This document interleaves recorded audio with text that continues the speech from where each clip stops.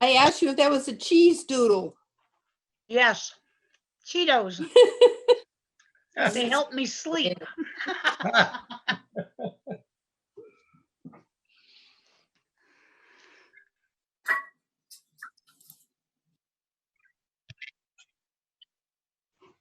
Okay, thank you. I show 6:30. Yep. Welcome to the Wareham Conservation Commission meeting of Wednesday, September 2nd, 2020.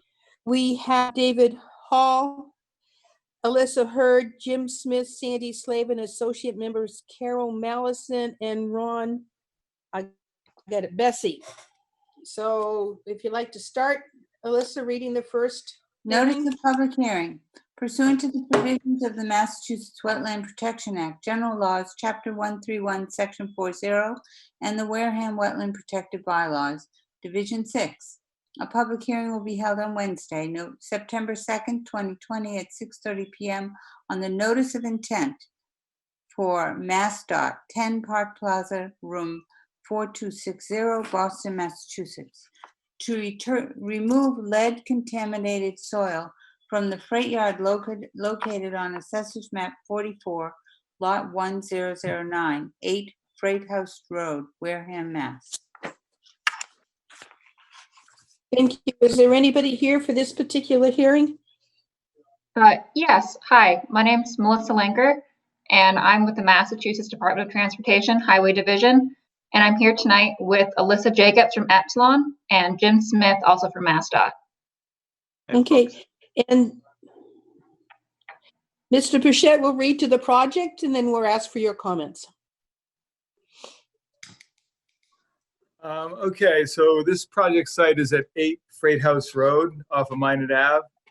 And the project involves the removal of contaminated soils within bordering vegetated wetland, in the buffer zone to bordering vegetated wetland, and also within a coastal flood zone.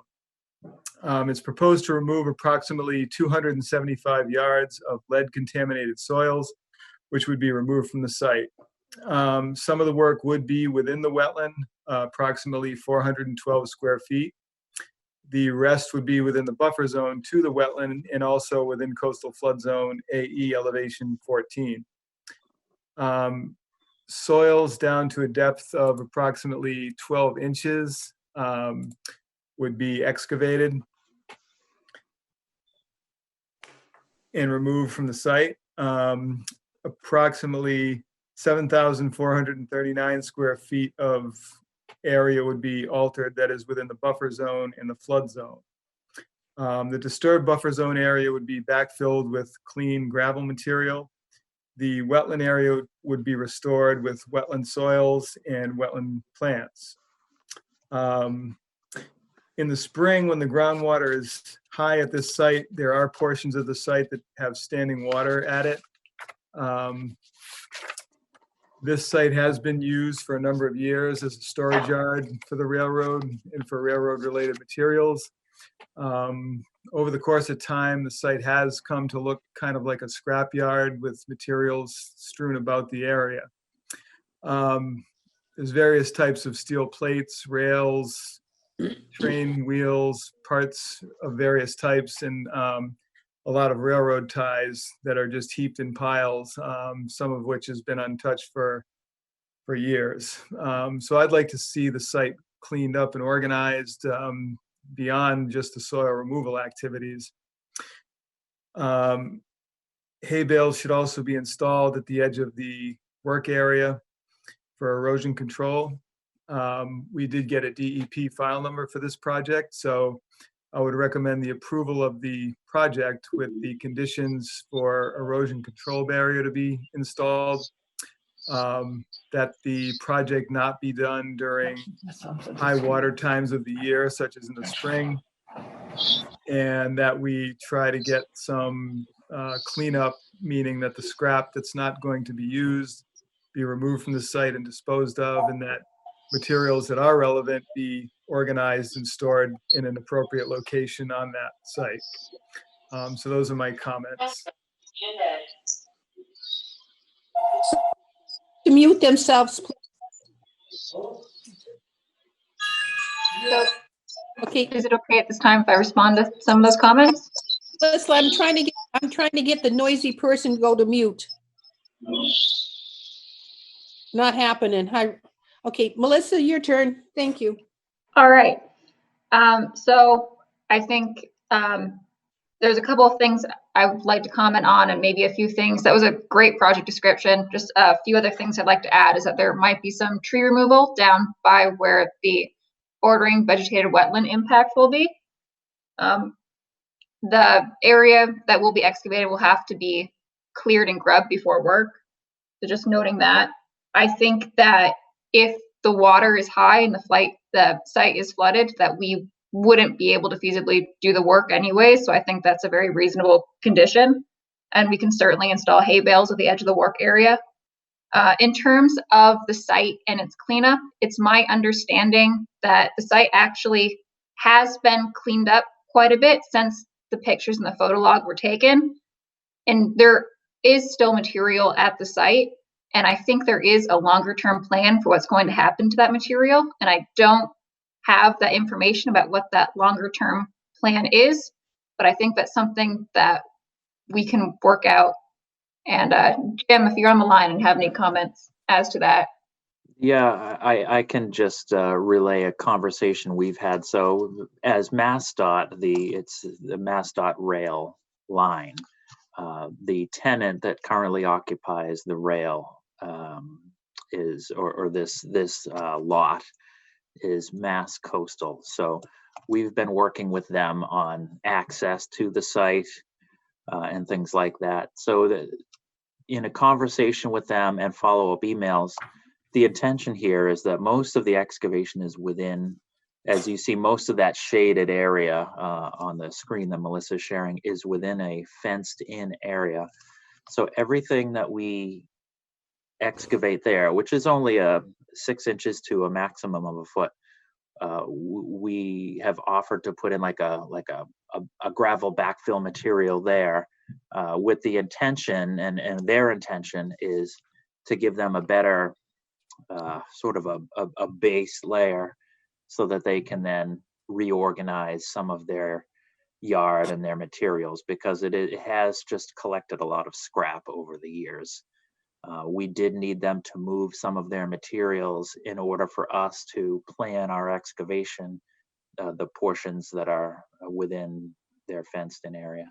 So that's just basically my way of saying that their intention is to better organize the yard, and giving them a better base layer to do some work on within the fenced-in area is a good jumping off point for them.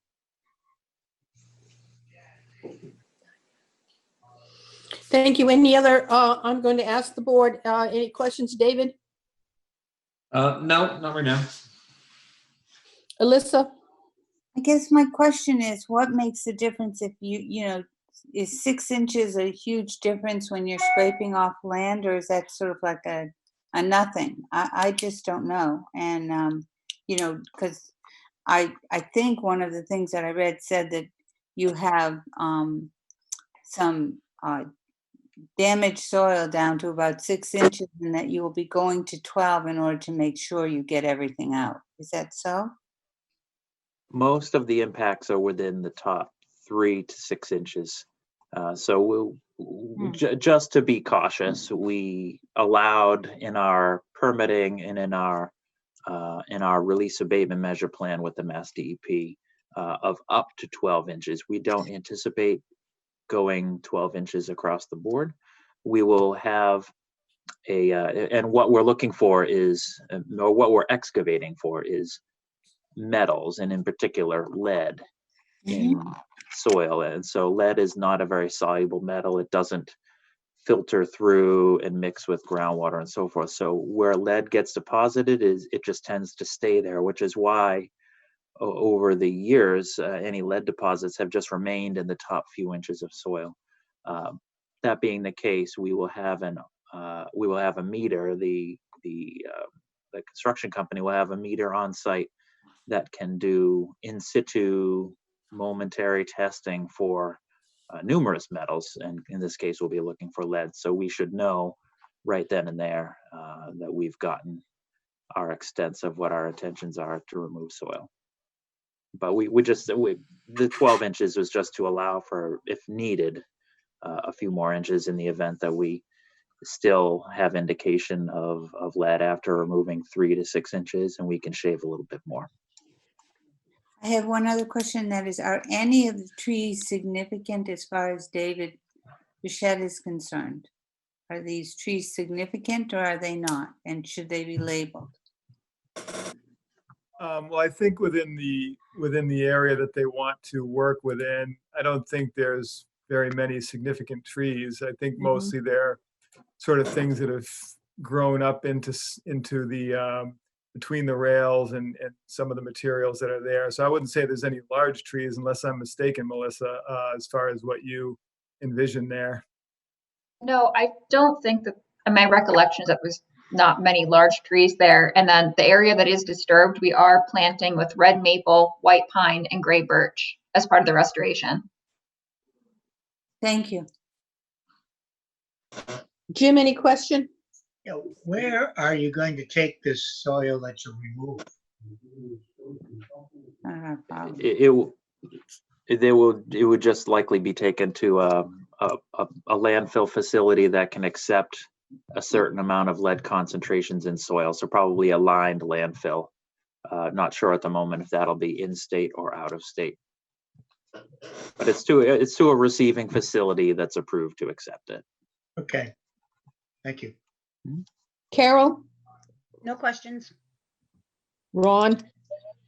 No questions. I have several.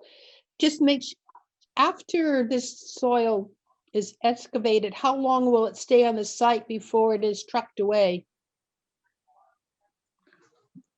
That's a good question. And so our intention is, so we've done some soil borings for pre-characterization, and we've collected samples and had them analyzed for more than just lead. We've had them analyzed for receiving facility criteria, so that we can be ready before excavating. We'll have approval from a receiving facility so that we can do what we're called live loading, where we'll excavate and put it right into either a truck or a roll-off container and have it hauled off site. Our intention is not to stage it on site at all. Thank you. The next question is, I heard you said you'll have on-site testing. So after you remove 3 to 6 inches, you'll test to see if you have to remove more. Is that what my understanding? I'm sorry, could you repeat the question? Yeah. I got a phone call on my phone which trumped your voice, and I couldn't hear your voice for a moment. Yeah, No, go Jim, ahead. the question is, you're going to remove 3 to 6 inches. I understand you're going to have some on-site testing to deem whether or not you've got to go deeper. Is that true? That's the what it is. It's an XRF meter. It's X-ray fluorescence, and so you can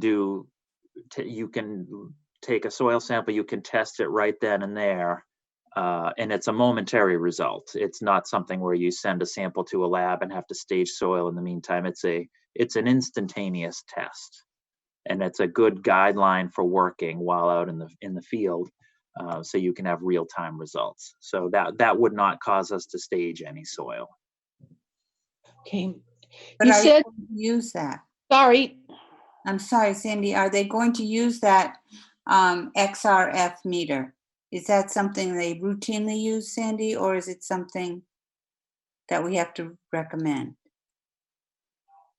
Jim? Yes, so that's something that we're choosing to use so that we can avoid staging soil.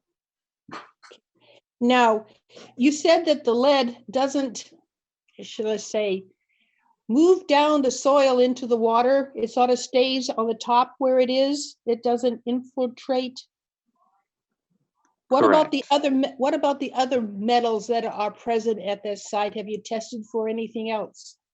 We have historic information on other metals. Lead is the only metal that's appeared above groundwater standards. We've tested historically for mercury, nickel, selenium, silver, and several other typical metals, and nothing, I'm looking at the results now, just the historical tables. Lead is the only one that has ever come up above the Mass DEP soil cleanup standards. And my last question, Jim, how long do you think the soil has been bad there?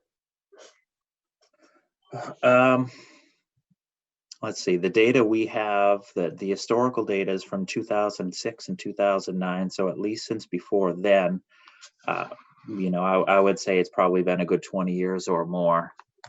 I mean, for much of the history of the rail yard operation, I would guess. Okay, thank you. I have nothing. Yeah. Sorry. No, I was just going to say, we had a choice here initially when we were looking at this project, where it could be closed with an activity and use limitation where we just put restrictions on the property. But it seemed like a kind of an easy project to, let's just shave the topsoil, because the impacts are only in the top few inches of the soil. So if we can just remove the impacted soils, then there's not a restriction. We're leaving the site in a better condition, environmentally speaking, than we found it. And that comes at the cost of the temporary impact to the piece of wetlands, which we're hoping is just, that's a temporary impact to achieve a better permanent solution. So that was our motivation for doing this project. Okay, thank you. Is there anybody online that has any questions on this project? Like to speak to or for it? I have a couple more questions, Sandy. Okay, Jim, I was wanting to ask, when this project starts, how long would you estimate that it would take to complete the work? If the weather conditions are, good? It should be no more than a week. Okay, And part of that is doing things like preparing the work area. We need to breach the fence line there, where we're excavating on both sides of that fence, and some tree removal of a few trees there. Some of the trees are actually growing through the railroad ties, so we want to minimize disturbance of those. But a lot of the prep work is a part of that time frame. The actual time frame for excavation shouldn't be more than a couple of days. okay. And in terms of the excavation, what sort of a machine is going to be used that's going to be able to just scrape off 3 to 6 inch layer? Are you talking about a bobcat, or are you talking about something Up and larger? down if you want. I think this is going to take longer than I thought. Susan, please mute yourself. So Melissa, jump in, please, if you'd like. As I understand it, part of our permitting process also includes cultural resource concerns. So in order to address those concerns as well, we're using an excavator, but with a flat blade so that we can shave a little more carefully. There'll be someone from cultural research from Mass Historical Commission, I think, which they'll be monitoring for in case we encounter anything of historical significance, cultural significance. I think we'll be hiring an outside consultant to do the actual monitoring, but the comments were from the Massachusetts Historical Commission that instigated that process. Okay.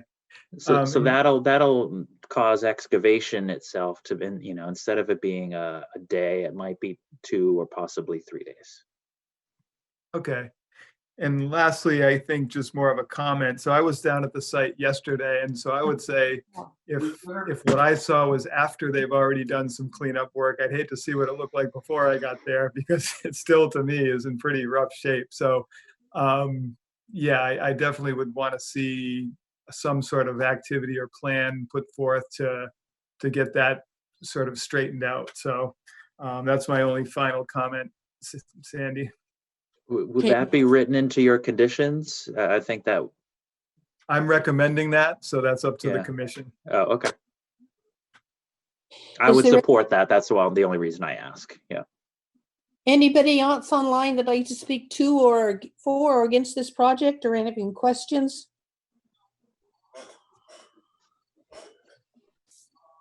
I'm hearing none. I move to close the hearing. Second. And second by David. David. Alyssa, Yes. Yes. Jim, Sandy. Yes, the hearing is closed. Just let me get the vote done. Someone would like to take a motion, take a stab at the order of condition? I move that we accept the project and that hay barriers would be put down.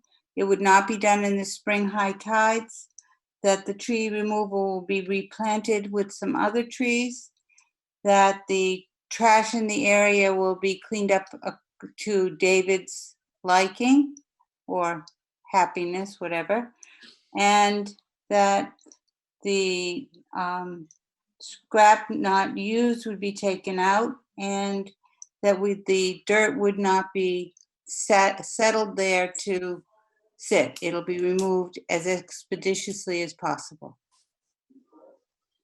That's the motion for the order of conditions. Oh, I need a and second. that the XRF meter is used to figure out the layering. Excuse me. Thank you. That's the motion. I have a second from David. All in favor? David, Yes. Alyssa, Yes. Jim, Yes. Sandy. Yes.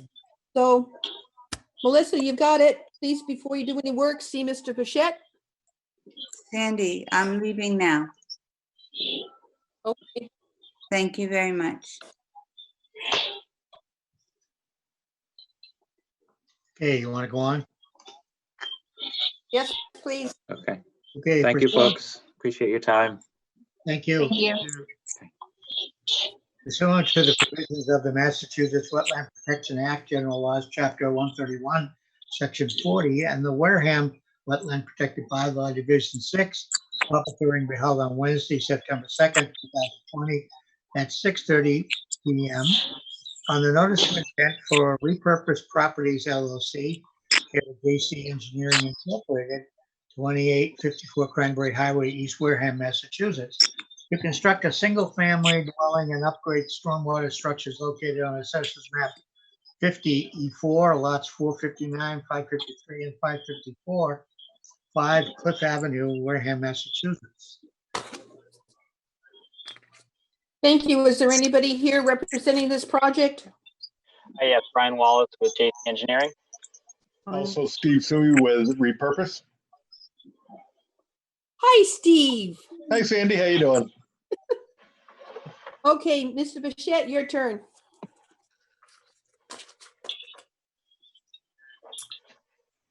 Okay, so this project site is at 5 Cliff Ave in the Swifts Beach area. And the project involves the demolition of an existing dwelling and the reconstruction of a new dwelling, and also stormwater structure improvements at this site, which is within a coastal flood zone.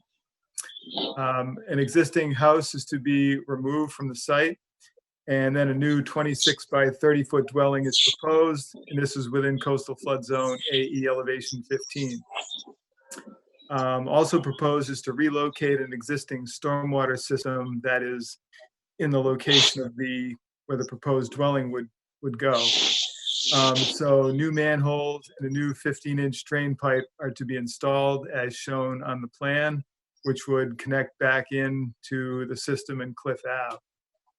All stormwater structure work should be overseen by the town. I recommend also that the downstream stormwater system be cleaned to ensure proper flow through the system once the new structures are connected to it. And also recommend conditions for dewatering, as this may be needed during installation of some of the stormwater structures, depending on how deep they have to excavate.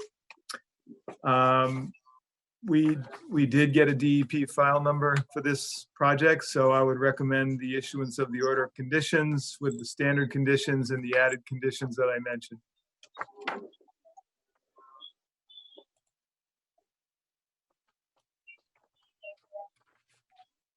Thank you.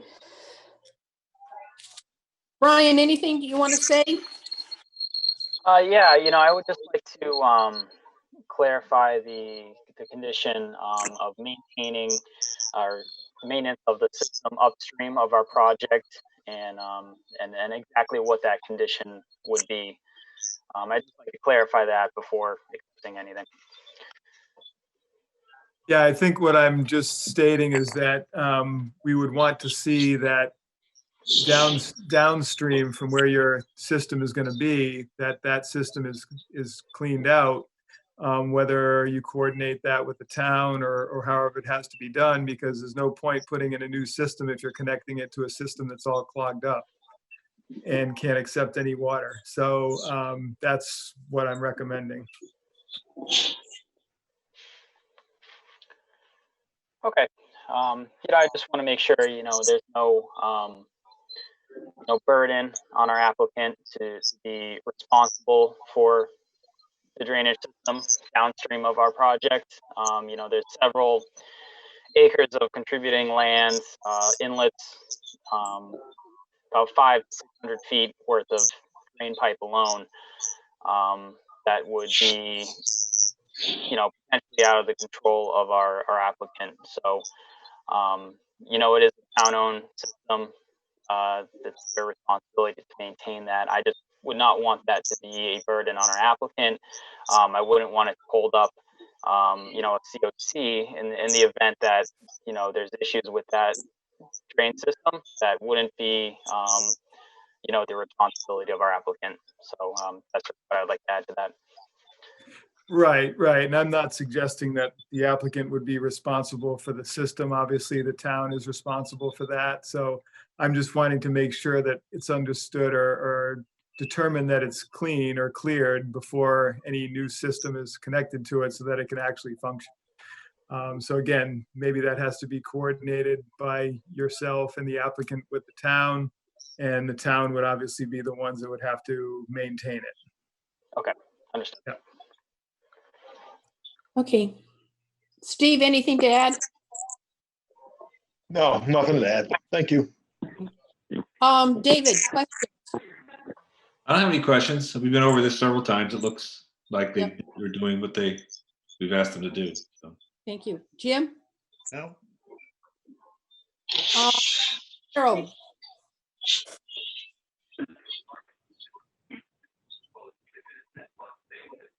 Ron, any questions? No, I think everything's been covered. I just like to state that I understand that there has to be coordination with the town to make sure all the downstream stormwater drain can accept water from this new drain pipes and stormwater drains. So it's working with the town to make sure that the downstream systems are clean. I'm not looking for the applicant to do that work. The town has a responsibility to make sure all stormwater facilities are clear and working. Just work with the town to make sure it is there. Anybody on the line would like to speak for or against this project? I'd like to speak. I'm Diane O'Neill. My sister and I own the property for lot 555. It's 2 Judson Street. And we're concerned because forever that property's been flooding like crazy and coming into our property. We've had to put a lot of loom in there to try to block it from coming into our cellar or anything. I just want to make sure that this is not going to get worse or happen anymore. Okay. I can respond to that. Yes, please, Brian. So, part of this project is obviously replacing that existing portion of drain pipe that runs through the center of our property. Right. So the catch basin, which I believe you might be concerned about on Shore Ave directly in front of our property, we would be connecting that to a new drain manhole that would then connect to a series of other drain manholes with new piping. So, we would be essentially enhancing the drainage capabilities on Shore Ave by providing this new drainage system where it connects onto Cliff Ave.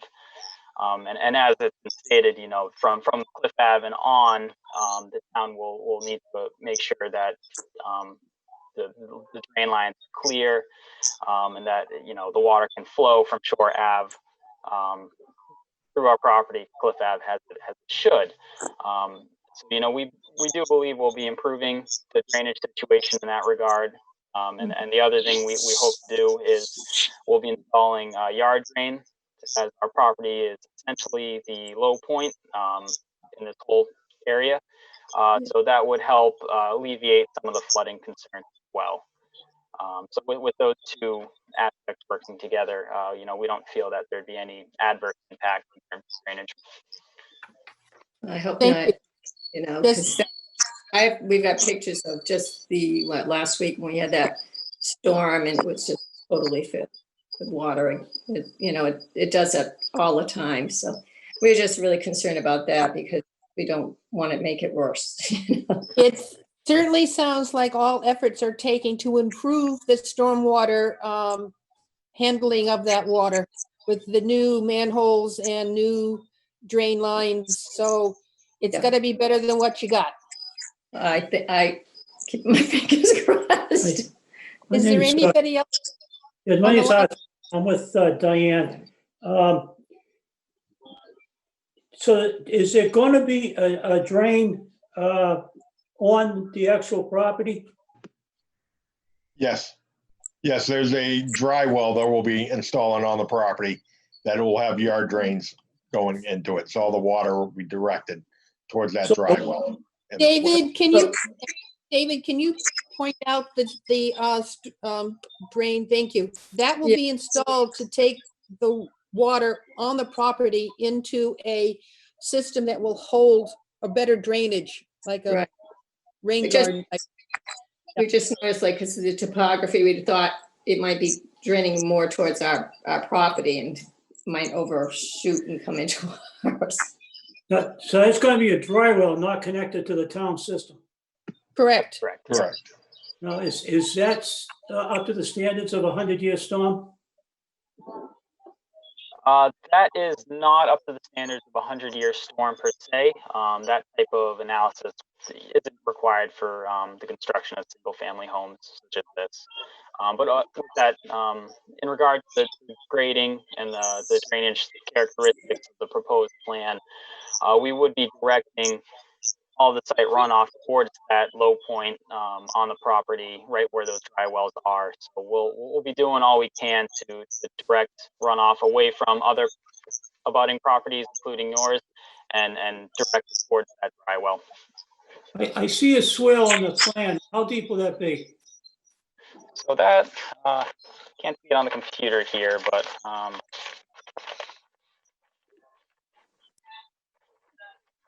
It's right here. so it would be about half a foot, plus or minus from the outer edges of that swale to the center, and the inlet rim of that dry well would be roughly about the same. So the runoff would be able to be directed, on that side of the property between the proposed house and your property, and it'll be directed towards that dry well. Is 6 inches enough? With the way the site's graded now, that's it's sort of what we were working with without doing too much disturbance. So, and in terms of where the groundwater is as well, we wanted to make sure we were high enough to provide storage for that drainage. Okay, could you make it a foot? We'd have to look at that. With, like I said, with the grading, we were kind of restricted with the abutting properties where the low point currently is now on the site. We can look into that, see if it's feasible. But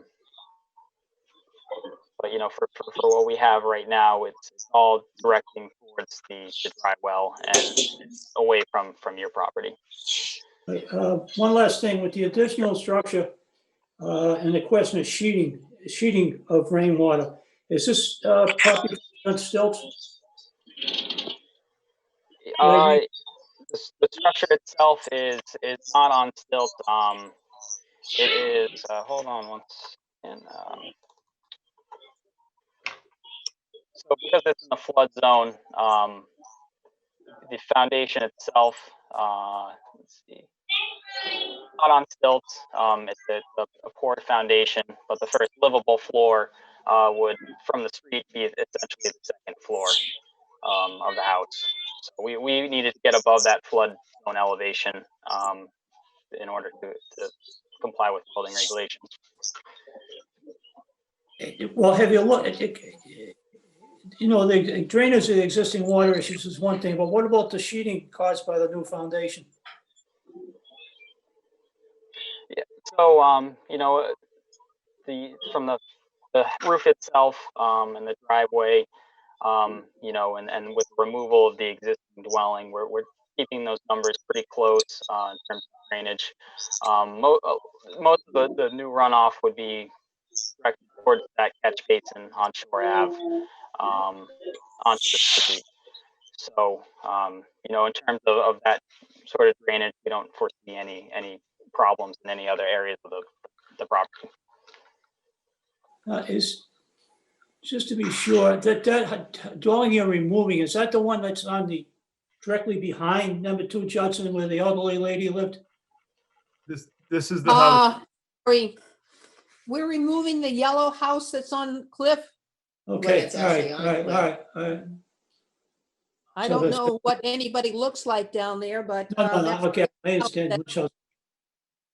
Yeah. do you know what no. I'm talking about now? The yellow Yes, house? yes, I do, yes, I do. That's the one that's going away. Yeah. Okay, so you build another house on the property, but not in the same Different spot. spot, right. Yes. You know where the boat was stored? Yeah, Yeah, we know. Where the house is going, yeah. okay? Right. And I would be very concerned about putting a foot deep ditch down the middle of that property for safety reasons. I know you're concerned about the runoff, but I don't want someone playing in the yard all of a sudden find themselves dropping foot down. But that's outside of conservation and that's up to the building code. But that was just my personal comment. Anybody else on this project?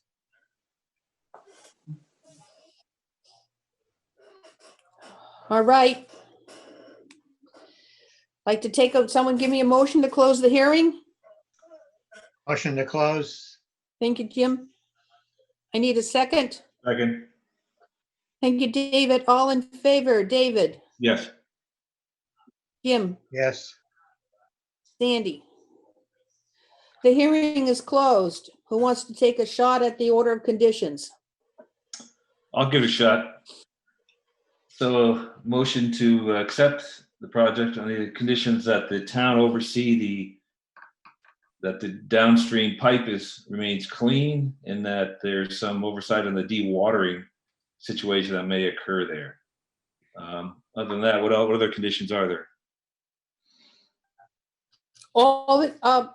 Any and all storm work is to be oversight of the town. So that's the manholes and the drains. The town needs to be involved in them. Right. And I think that's it. David, did we miss anything? Just the conditions for the dewatering in case that's Yeah, needed. it was mentioned.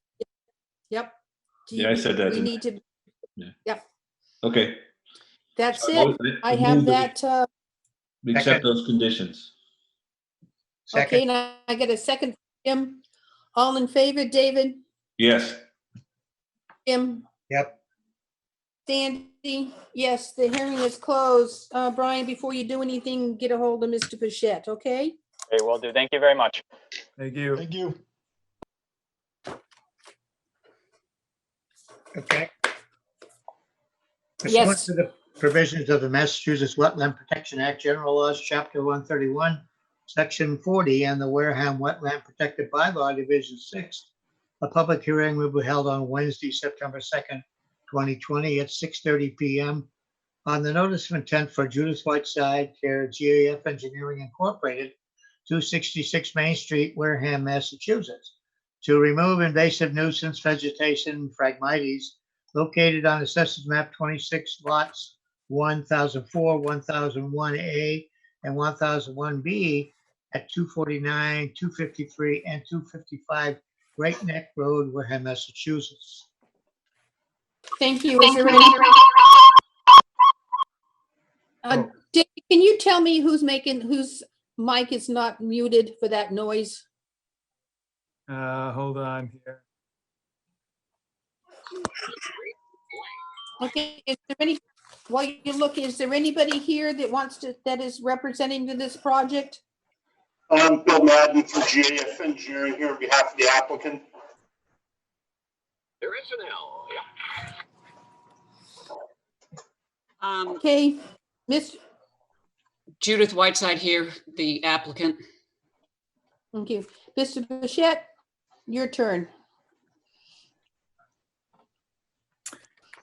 Yes, so the site again is at 249, 253, and 255 Great Neck Road, as the address is known. The project involves the removal of invasive plant species, specifically Phragmites.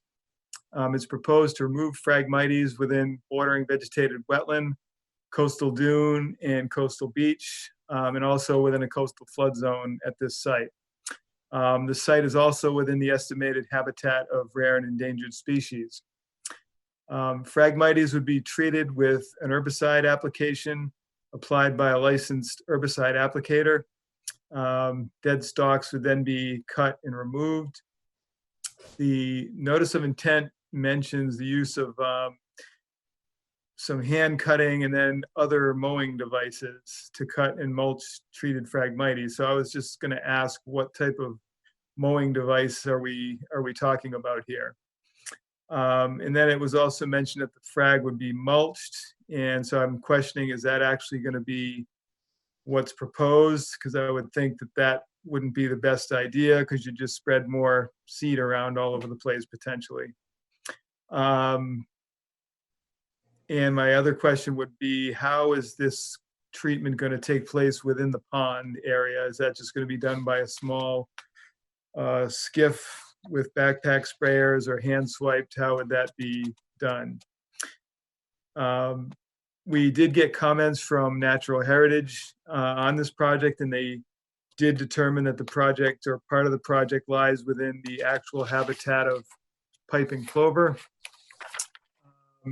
They have stated that there are several conditions that they want to be included in the order of conditions if the project is approved.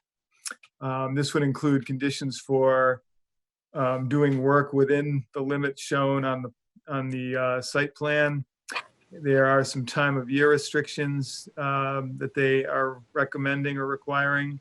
And they also state that the applicant shall have a shorebird monitor involved to monitor the piping plovers between April 1st and August 31st. The other question I just wanted to ask is, again, what would be the rough duration of time for this project to be completed once it gets started? So we did get a DEP file number for the project.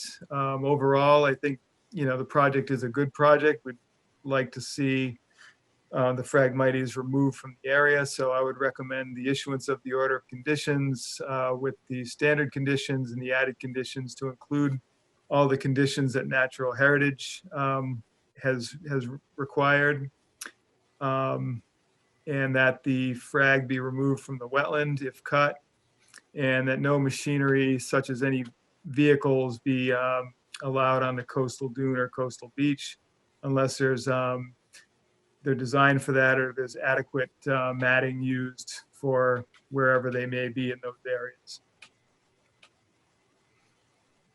I'm writing as fast as I can. Yep, that's all right.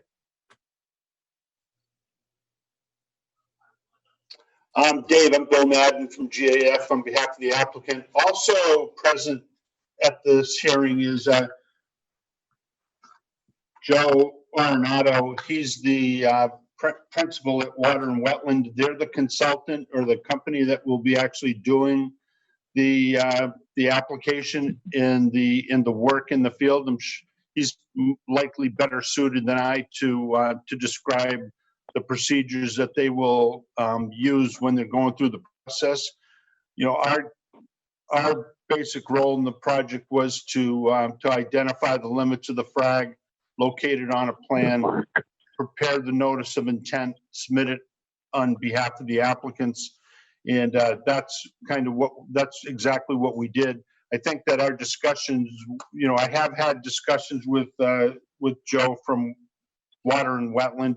They described to me how they were going to do the applications and what have you. And I'll defer to him to comment to you relative to that. And then I think perhaps after that we can talk about the comments that were submitted by the program.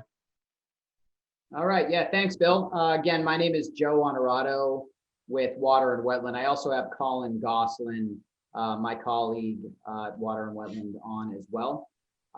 So I'll probably just go over that scope just one more time fairly quickly. And I would probably answer pretty much all those questions in the realm of that, because there were several questions. So as the scope said, we'll be out there to treat the invasive Phragmites. I don't know if you've been to the site, but there's scattered Phragmites around the pond, which has been treated in the past. So what you'll see around the pond is more sparse densities with actually some natives that have come back.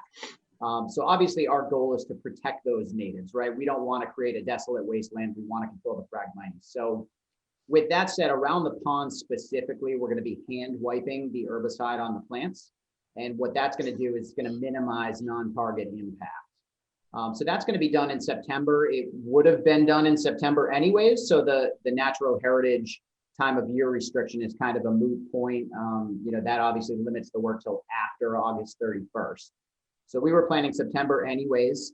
So all good there. So September we'll go out, we'll hand wipe the plants around the pond where there's natives that have been recolonized. Then as you go across the driveway there's a really just dense stand that is solely Phragmites.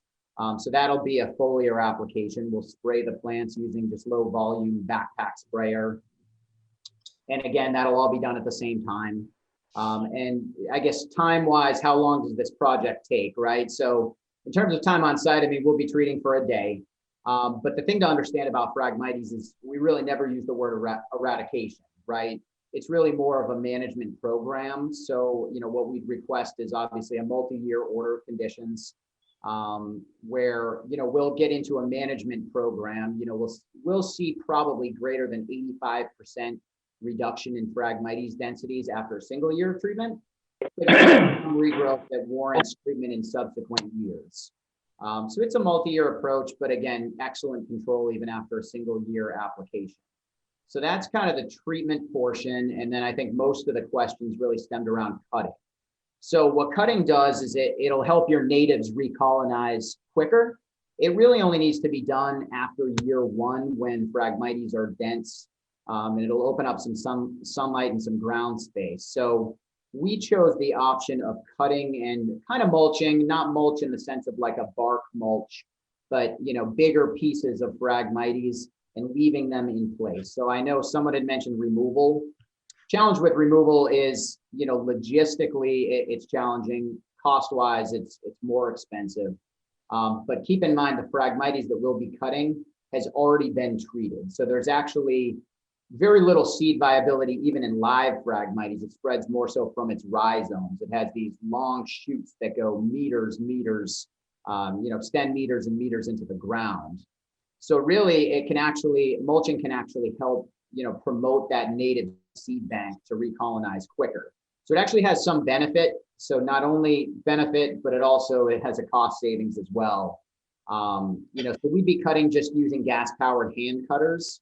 Initially, we had thought of maybe using a piece of equipment like a Marshmaster, which is essentially a tracked, low-pressure amphibious UTV.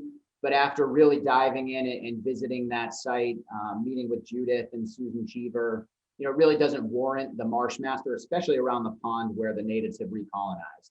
So just basically hand cutting techniques, leaving in place, and again, that's dead Phragmites. So, in a typical season, right after a frost, you've had that die off, that Phragmites is going to break down and be there anyways.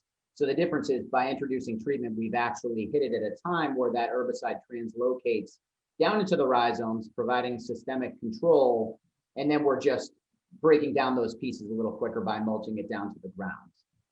And so the treatment portion, as I mentioned, would happen in September. The cutting portion would happen later in the season, typically after the first frost. So more like a late October, November cutting. And then in subsequent years, we just plan on a small treatment with no cutting. And obviously, as densities decrease in that larger stand, we start to introduce more hand wiping or wanding. So actually just wiping the herbicide on the plants as densities decrease across the road where it's now just one dense stand. So hopefully that answered most of those questions there, but we're open to more follow-up questions, of course. Thank you. Judith, did you want to add anything? No, thank you. Before we start asking the questions, I need to make a statement that Judy Whiteside and I are friends, and I get nothing from this particular project. So I'm going to ask my board if they have any questions. David? Yeah, what sort of chemicals are you using? What is the particular herbicide that you're using for the project? Yeah, so typically we would default to a glyphosate-based herbicide, obviously aquatics labeled, so something like an AquaPro or an AquaNeat would be typically what we would use.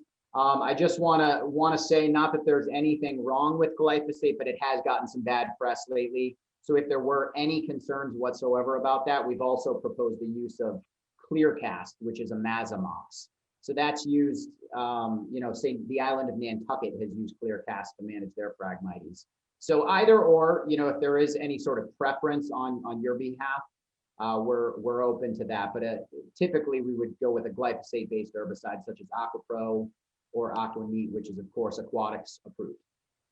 And how long does that herbicide last, like in natural conditions, like a year? Yeah, Colin, do you want to field that one? Yeah, I know it kind of breaks down. I'm not positive on the half-life, but it's a lot less than a year. We chose not to use a certain type of herbicide, habitat, that does have some soil activity, but the products that we're using have no soil activity. So I can't really hear you very well. Oh. Yeah, so I don't know. Much better. Okay. Yeah, we chose not to use, an herbicide called Habitat, which does have soil activity. So the AquaPro that we're using, we've done soil testing in past sites, and they've all come back negative. So I think it's around like 48 hours. May I answer that question from the internet? Yeah. The half-life of glyphosate in soil ranges between 2 and 197 days. A typical field half-life of 47 days has been suggested.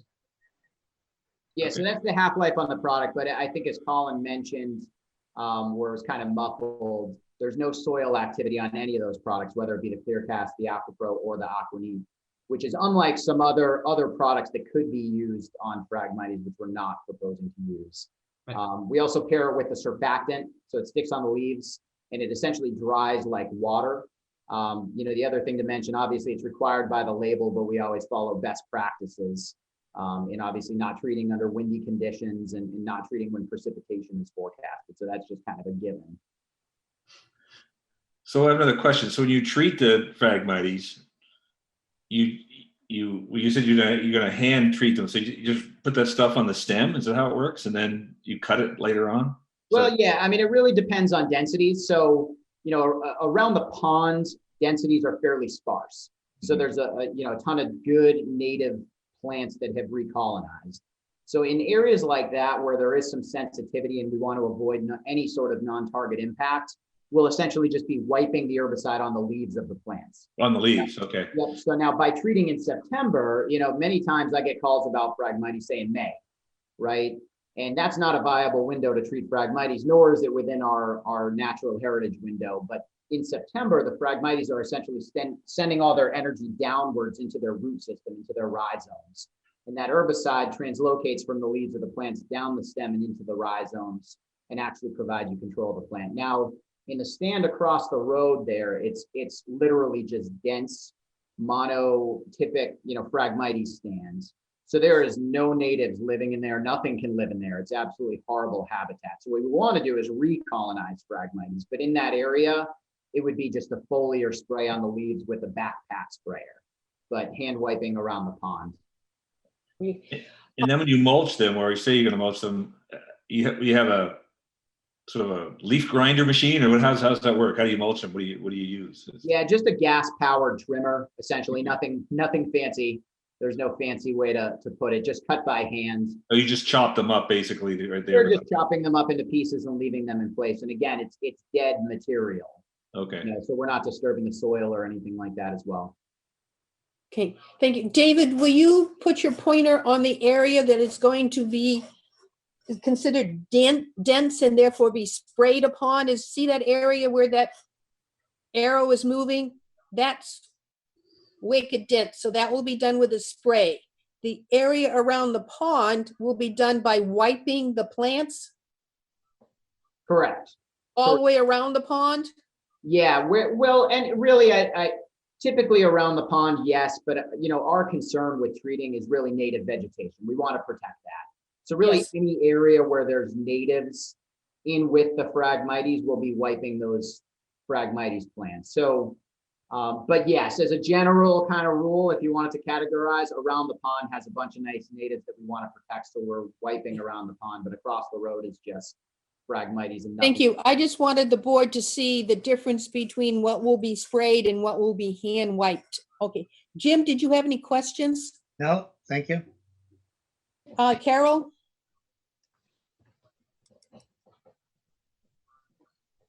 Not hearing Carol. Ron, any questions? Sorry, Sandy, no. Okay. No, I think anything that I would have asked was answered in the questions, and then also the report that came from the other organization. Thank you. I do have, how long ago did we authorize the Phragmite cleanup on this site? Was it just around the pond? David, I can't remember. Yeah, the previous project was just around the pond itself. That goes back now, I'd have to say probably 6 or 7 years, somewhere in that neighborhood. Is it that long ago or not quite? Longer. Longer, okay. So that's why what's around the pond isn't as dense as what is around the trail to the beach. Correct. Yeah, it's been treated, so natives have started to recolonize around the pond. Yes. Really, had that been kept up for multiple years, there'd be even less Phragmites, Now, how long do you expect maintenance to be going on this site? You talk about ongoing maintenance. How many years do you expect that to continue? Yeah, I mean, again, we never use the word eradication. Typically, No, I know you can't get rid of those roots. They're going to go. Right. They want to go. So typically what we say is it's usually kind of a 3-year program, right? Treat and cut in year 1, and then treat in year 2, treat in year 3. And then from there, you kind of see where you're at, reassess a little bit. But we always recommend either an annual treatment or, at least every other year. But obviously, the customer will see those costs decline over time because you're going to see less density really each and every year. But the challenge is, if you ever give it up, you're kind of in a situation around the pond where they did a nice program, they threw a lot of money at it. They did a good job getting it under control, but then it kind of, you sit back just for even a year or two and you start to see it come back and it kind of undoes all that work you did. Okay. David, did you have anything else before I poll the audience? No, were your questions answered? Yes. Okay. Is there anybody online that'd like to speak for or against this project? I have a question for Dave, though. Dave, are you satisfied that doing mulching in place is okay? Are you okay with that? Based on the description of what we just heard, I would say yes. I'm fine with that. Okay. Okay. I'm hearing no one else wants to comment on the project. Motion to close. I have a motion to close the hearing. Second. I have it second. All in favor, David, Yes. Jim, Yes. Sandy? Yes, the hearing is closed. Someone want to take a shot at the conditions? I'll try it. We move to accept the project with the standard order of conditions and the conditions set aside by the Natural Heritage. And all work is to be done with no matting, I guess, since it's not going to happen anyway. So does that cover it? Oh, and using herbicide that is has the lowest half-life as possible. Is that good? Yeah, so I think. I think so. Go ahead, Sandy. The letter I have on August 28th is for Division of Fisheries and Wildlife. Is that what you were referring to as National Heritage? Yeah, I guess so. Yeah. Okay. Yes. No, Yes. I was asking Oh. David Bichette. Is that what you were referring to? Because I Yeah, never got a National Heritage one. I got Fisheries and Wildlife. Yeah, the one that has the conditions with the time of year restrictions in it, yes. Yes, that's the document we are referring to. Okay, then I have a motion. I need a second. Second. I have a second from Jim. All in favor, David? Yes. Jim? Yes. Sandy? Yes. Project's approved, and for everybody, don't start anything until you get Mr. Pichette to give you the documents, okay? Thank you. Absolutely. Thank you. Thank Thanks you. very much. Thank you. Thanks. Okay. Pursuant to the provisions of the Massachusetts Wetland Protection Act, General Laws, Chapter 131, Section 40, and the Wareham Wetland Protected Bylaw, Division 6, a public hearing will be held on Wednesday, September 2nd, 2020 at 6:30 p.m. on the notice of intent for Christopher J. Cudmore, care of GAF Engineering, 2626 Main Street, Wareham, Massachusetts, to construct a single-family dwelling, driveway, utilities, and associated grading located on Assessors Map 129A-3, lots 12, 13, 16, and 17, 15 to 17, Ames Island Road, Wareham, Massachusetts. Thank you. Is there anybody here for this project? Yes, Madam Chairman, Bob Rogers with GAF Engineering. Thank you. Mr. Bichette, your turn. Okay, this project site is at 15 through 17 Ames Island Road, and the project involves the construction of a single-family dwelling in the buffer zone to bordering vegetated wetland. A 26 by 34-foot dwelling is proposed, approximately 53 feet from the edge of the wetland, and this is on the other side of Ames Island Road, which is a dirt road. The new nitrogen-reducing septic system would be outside the buffer zone to the wetland. There is significant grade changes proposed as shown on the site plan. The lot will be flattened out essentially on the back side of the house where the septic system is going. Hay bales and silt fence are proposed between the work and the resource area. We did get a DEP file number for this project. I did have a couple of questions. So in looking at this lot, are we talking about that the lot would essentially need to be clear cut to accommodate the project? I also had a question about how runoff would be contained on the site, and would also recommend that the driveway be made out of a pervious material if the project is approved. So those are my sort of questions and comments at this time. Hey, Bob? Yes, Madam Chair.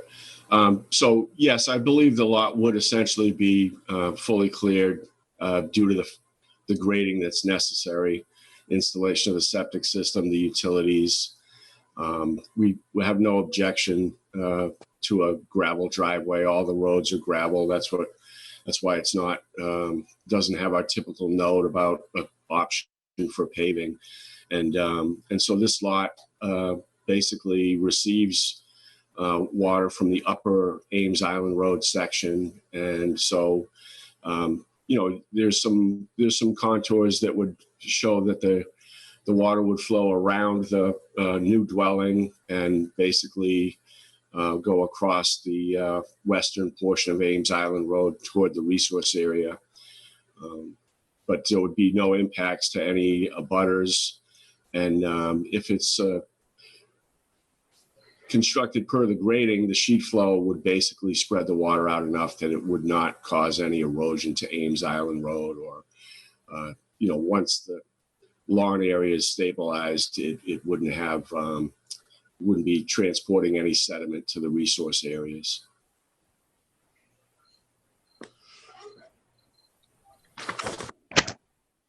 So that's going to be all clear cut. Well, yes, it's a relatively small lot, 10,000 square feet, but I don't see, other than adjacent to the road layout, I'm sure if there are any trees between Ames Island Road and where we're showing this, well, that's the gravel road. That's the nature of this neighborhood. Yep. The private road is on this piece of property. One last quick question. When I was out there, there's a stake that identifies a house corner, and towards the side of the lot where on the plan you see where it says site plan, there's a house corner shown, and looks like there's lawn sort of almost right up to that, or area that's already been sort of altered. So is that to say that maybe some of this lot has already been altered, if you will? Yeah, I was out there myself, 2 days ago, I guess. So I know we did have those westerly side corners of the house staked out.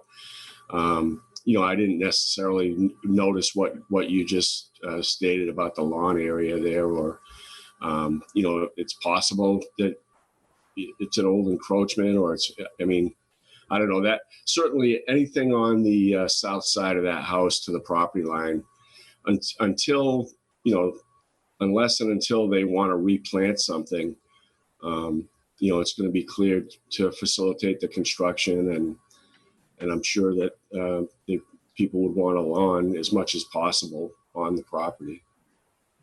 But I don't know why. I don't necessarily know the history of the lot, other than as relates to the test pits and the septic system.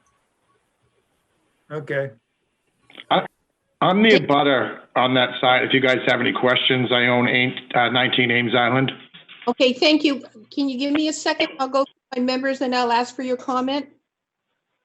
That's perfectly fine. I just wanted to make sure if you guys had any direct questions, I could answer them. Okay, David, anything? It just looks like they're moving a lot of soil here. Are you just going to redistribute it around the property, or are you taking soil off the property? Well, the standard answer is any excess material that is as a result of the grading that's shown would be taken off the property. So we have designed the grading, the proposed grading of the property, basically to direct any surface runoff around the dwelling, away from the dwelling, and certainly it's, as you can see, it's going to flow predominantly east to west and towards that Ames Island Road where the driveway is. Right. Okay. No other questions. Jim? I have nothing. I have a couple questions. Is it possible we can have a dry well to take the runoff from the roof? Because Ames Island Road is pretty bad as it is now. The EV did not like it at all. So, you don't want to put more erosion into Ames Island if all possible. And if they're going to put a whole lawn on here, it's going to take a while to attach itself to take care of any type of runoff coming down the hill from further up Ames Island. Is there a chance of a dry well for the runoff of the roof? Sure, I would say yes, there would be. Certainly on the westerly side, maybe just, we got some underground electric on that side, but But yeah, I would say that's a good possibility on basically the driveway side of the dwelling. Certainly would not want to be doing it on the east side of the dwelling. But No, on the driveway side, I would say yes. something to help with the water coming off the structure, because right now everything there is absorbing the water as it comes down because it's all vegetated. But Carol, any questions? No questions. Ron? No, that you basically just asked the same question I would have asked. Okay. Now, is it the abutter has a chance to speak now. Please identify yourself and add anything to the comment you have. Hi, guys. My name is Mark Scriven. I own 19 Ames Island Road. I've been here for just about 2 years. And number one, my first concern, obviously, is my personal property and, the disturbing of the water table. I have 3 levels here in this house. Am I all of a sudden going to be taking water into living space that I never have before? I have other concerns about the ecology itself, the preservation of the island.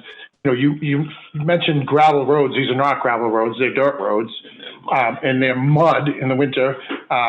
Where that property is, where they want to build, is a gathering spot for water for this island, and it literally sits there and soaks up there. When they take the trees out, first of all, where's that water going to go? Never mind when they disturb the level of the ground. We recently had a state ramp put in at the end of the road for the boat ramp, and now we have, runoff from that, a larger water problem where they threw stones in there to solve it. And I mean, you come down today and you can see there's I worry about driving my car through and taking water on as I'm going through there.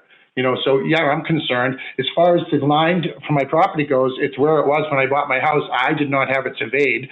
If it's, over that line, as far as somebody's been mowing the lawn, it was long before I was here 2 years ago. So yeah, I have some real concerns about somebody building next door, yes. Bob, any comments on the water issues? It sounds like our drainage tends to be a big thing. Well, so it seems to me that this lot is not really receiving any water from this gentleman. It's more from the upper portion of Ames Island Road. But if you look at the contours and you see what we're doing, we're just keeping it away from the new home. And there's absolutely zero potential based on this plan to cause any problems stormwater related for this gentleman. And so, and the inclusion of the roof runoff recharge system, all that's going to do is put more into the ground and just help with any surface runoff to Ames Island Road. So we're not, I mean, it's an impact of a house and a new neighbor, but it's not going to cause any negative physical or stormwater related impacts to anyone in the neighborhood. Okay, thank you. Anybody else want to comment on this project? How is it going to get better? I'd like to just respectfully disagree because I think the road would be a big problem as far as washout goes. Okay, thank you. Anybody else? Okay. Hearing nothing else, I'll take a motion to close the hearing. Motion to close. Second. Second, all in favor? David? Yes. Jim? Yes. Sandy? Yes, the hearing is closed.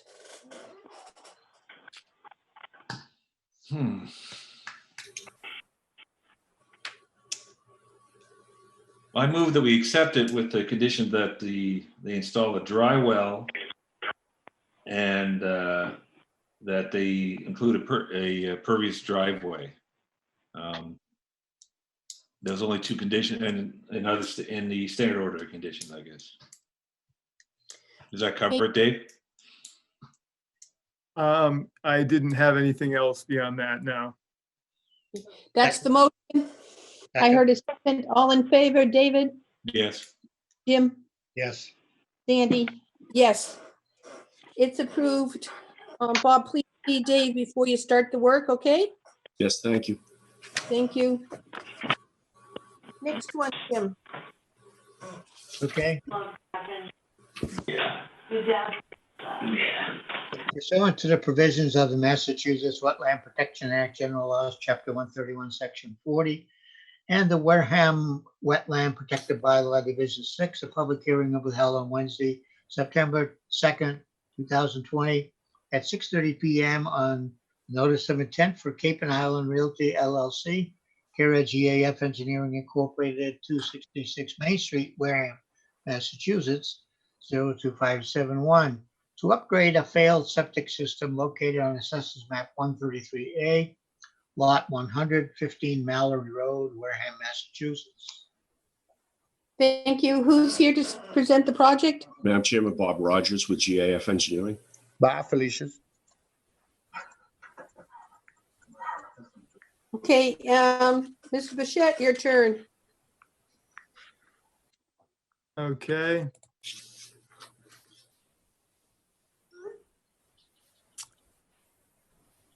So this project site is at 15 Mallard Road, and the project involves upgrading a septic system at this location.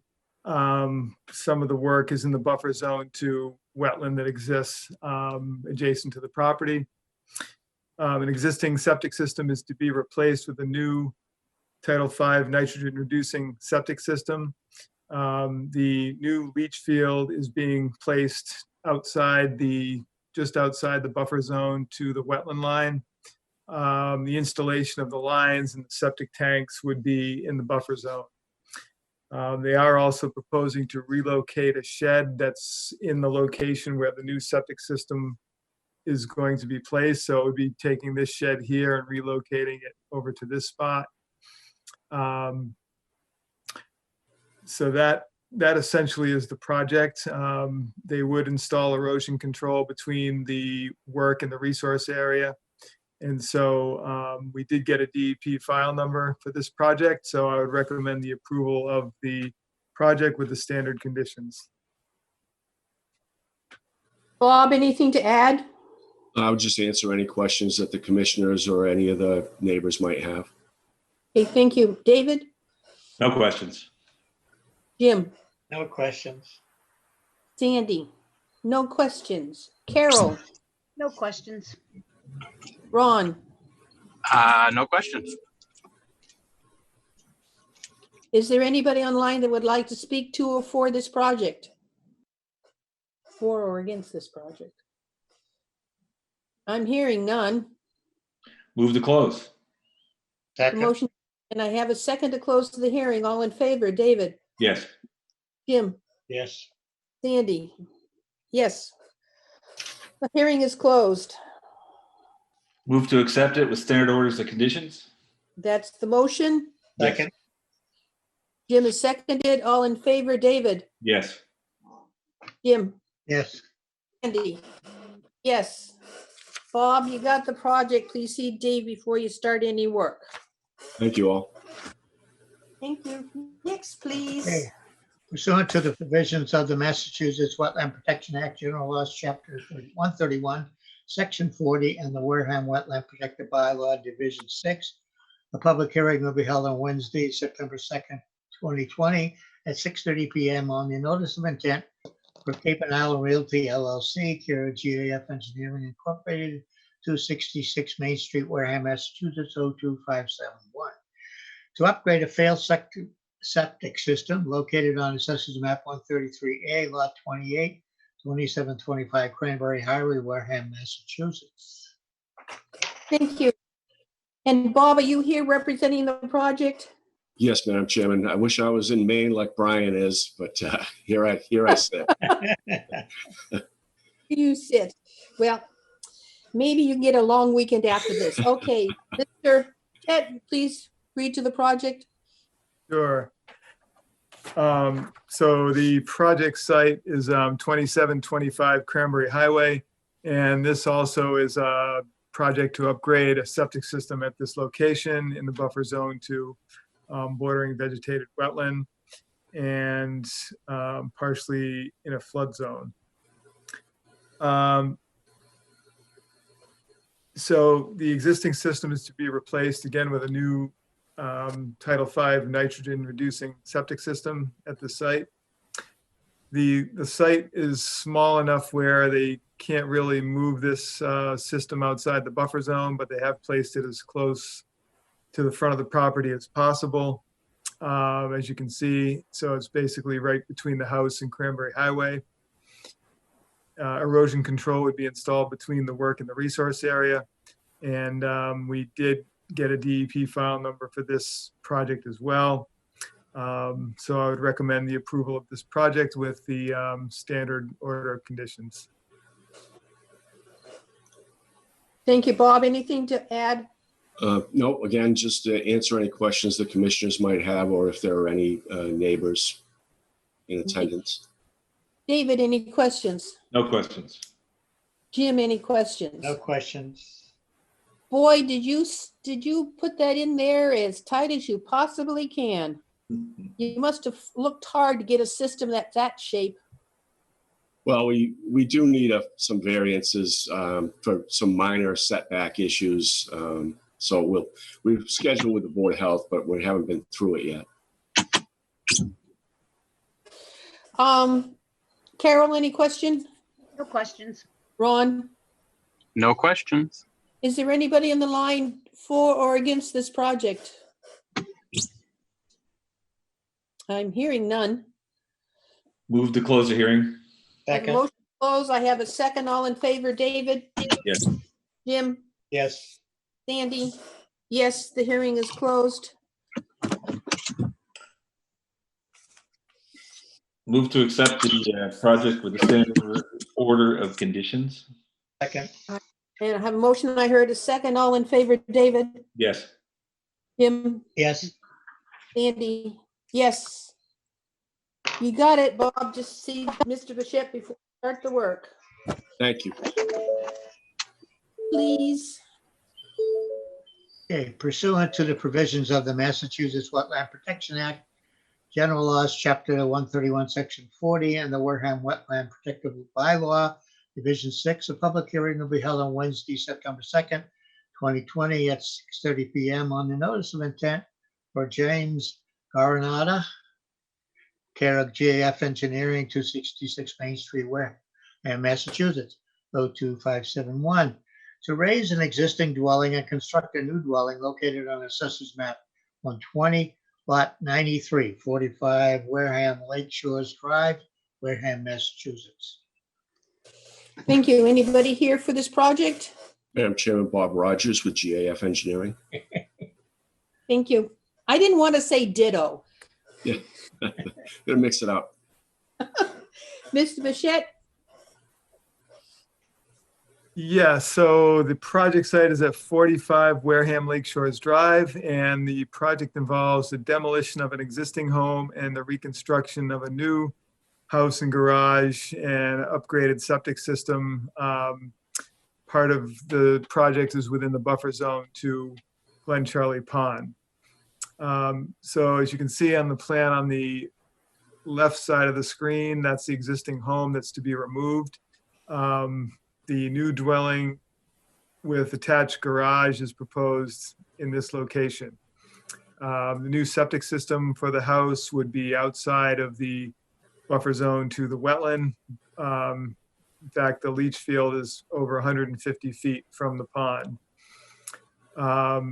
There's a deck on the new house that's going to extend closer to the pond than what currently exists there, but it's still well outside the 30-foot no activity zone and within an area that's already used as part of the yard area.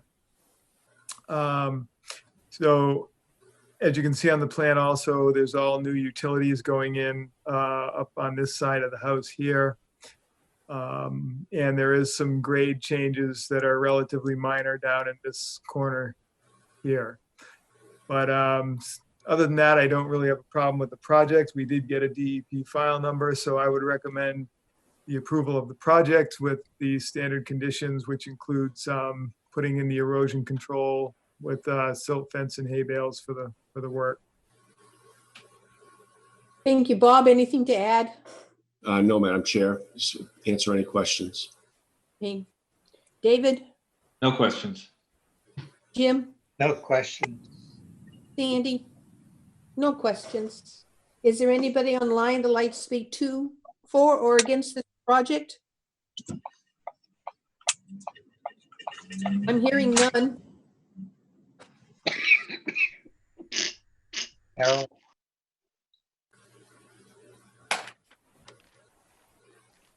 Carol's coughing. Oh, So the hearing has been, we closed the hearing, yeah? move to Yeah. close, yes. Second. I thought I did that. No, Sandy? not yet. Not yet. Okay. David? Close the hearing, yay or Yes. nay? Jim? Yeah, second. Yes, so we've closed the hearing. I move to accept the project with a standard order of conditions, which includes hay bales for erosion control. And so Second. I heard a second. All in favor? David? Yes. Jim? Yes. Sandy? Yes. Okay, Bob, you got it. No work Thank- until you talk to the shed Thank you on it. thank you all very much. Have a great night. Yeah, you have a good weekend. Yep, It's a there you long go. one. 2 more days of work, then a good weekend. Okay, Okay. next one, please. Pursuant to the provisions of the Massachusetts Wetland Protection Act, General Laws, Chapter 131, Section 40, and the Wareham Wetland Protected Bylaw, Division 6, a public hearing will be held on Wednesday, September 2nd, 2020 at 6:30 PM on the notice of intent for Steve Ramsay, 50 Donna Drive, Middleborough, Massachusetts, 02346, to construct a garage located on Assessors Map 46A1, lots 54 and 55, 118 and 120 Pinehurst Drive, Wareham, Massachusetts. Yes, is there anybody online for this project?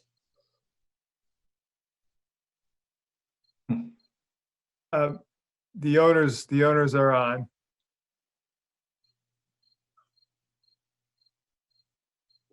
So Steve on? Hold on. Make sure he's unmuted, please.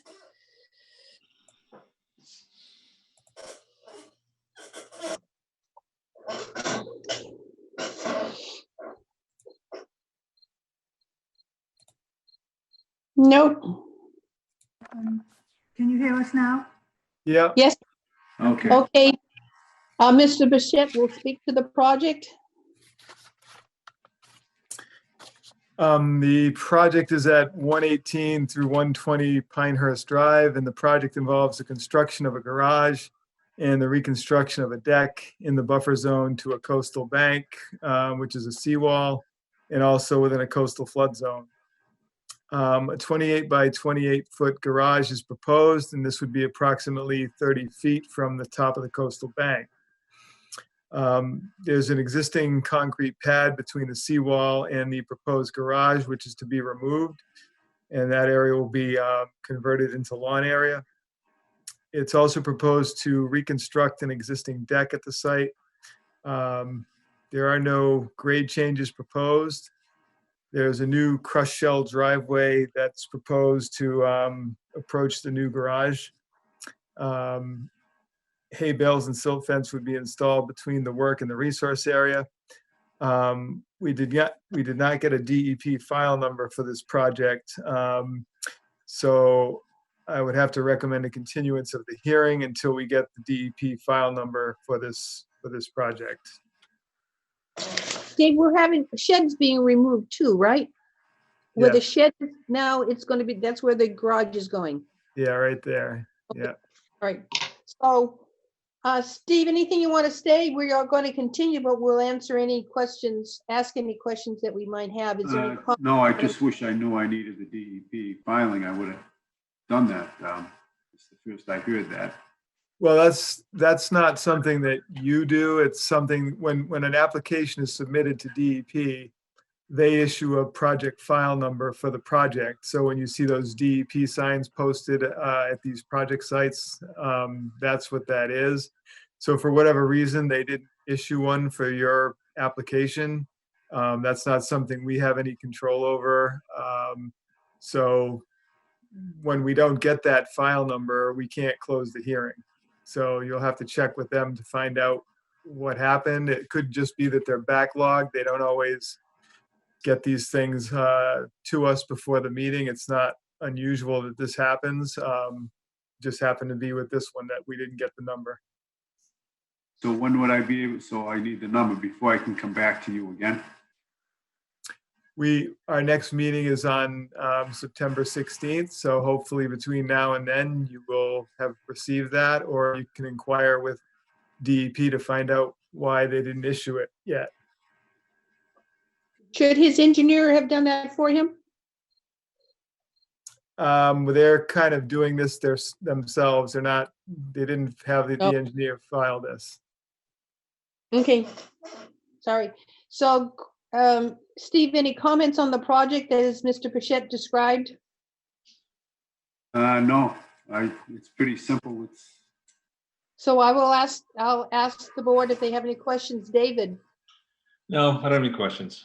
Jim, No, I don't. Sandy has none. Carol, No, no questions. Ron, No questions. is there anybody on the line to speak for or against this project? I'm hearing none. Can I have a motion continue this until September 16? So moved. Second, I have a motion and a second. All in favor? David, Yes. Jim, yes. Sandy, yes, we're continued until 9/16. Okay, All right, thank you. thank you. The next one on our line is McCoy, 15 Cleveland Way. We've gotten a request to continue that hearing till the next meeting. Okay, and before we continued, I did take a visit there today. I did take a visit there. That's quite a tight spot. So I have a motion, I have a request to continue until 9/16. So moved. I have a motion Second, and a second. All in favor, David, Yes. Jim, yes. Sandy, yes, we'll continue until 9/16. The next one is Richard Murphy at 9 Glenview Circle. Here. Hi, good evening. How you doing? And please identify yourselves. There we are. Hey. Is this working? Guys hear us? Yeah. Okay, good. Yes. Richard, yes, we do hear you. Mr. Bichette will speak to the project. Okay, I'm just pulling up the plan here.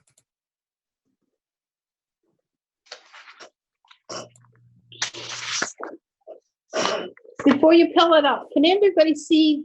Can you see this picture? Probably not. Here you go. See the new dock configuration? Oh, yeah. And they have a float so they've changed their dock configuration. Thank you.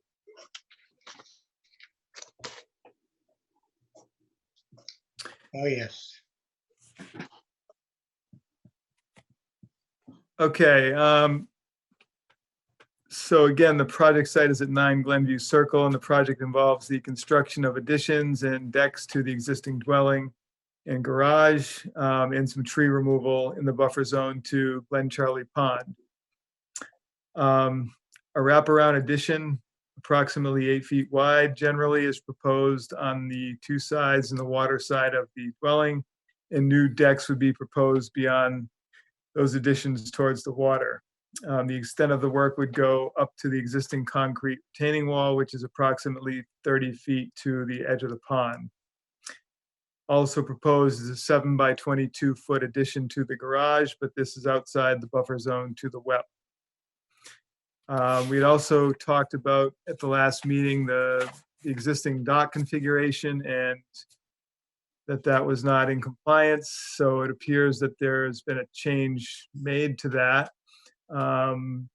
So the questions I guess I would have is, do we have a revised plan for that? And has that dock been, again, I guess, approved formally previously? If not, then we are going to be accepting that as part of this application, which is what I think I recommended at the last go-round. So whatever we're going to actually approve needs to appear on the plan, so that way, you know, we know what we're approving and that it's now going to be the plan of record.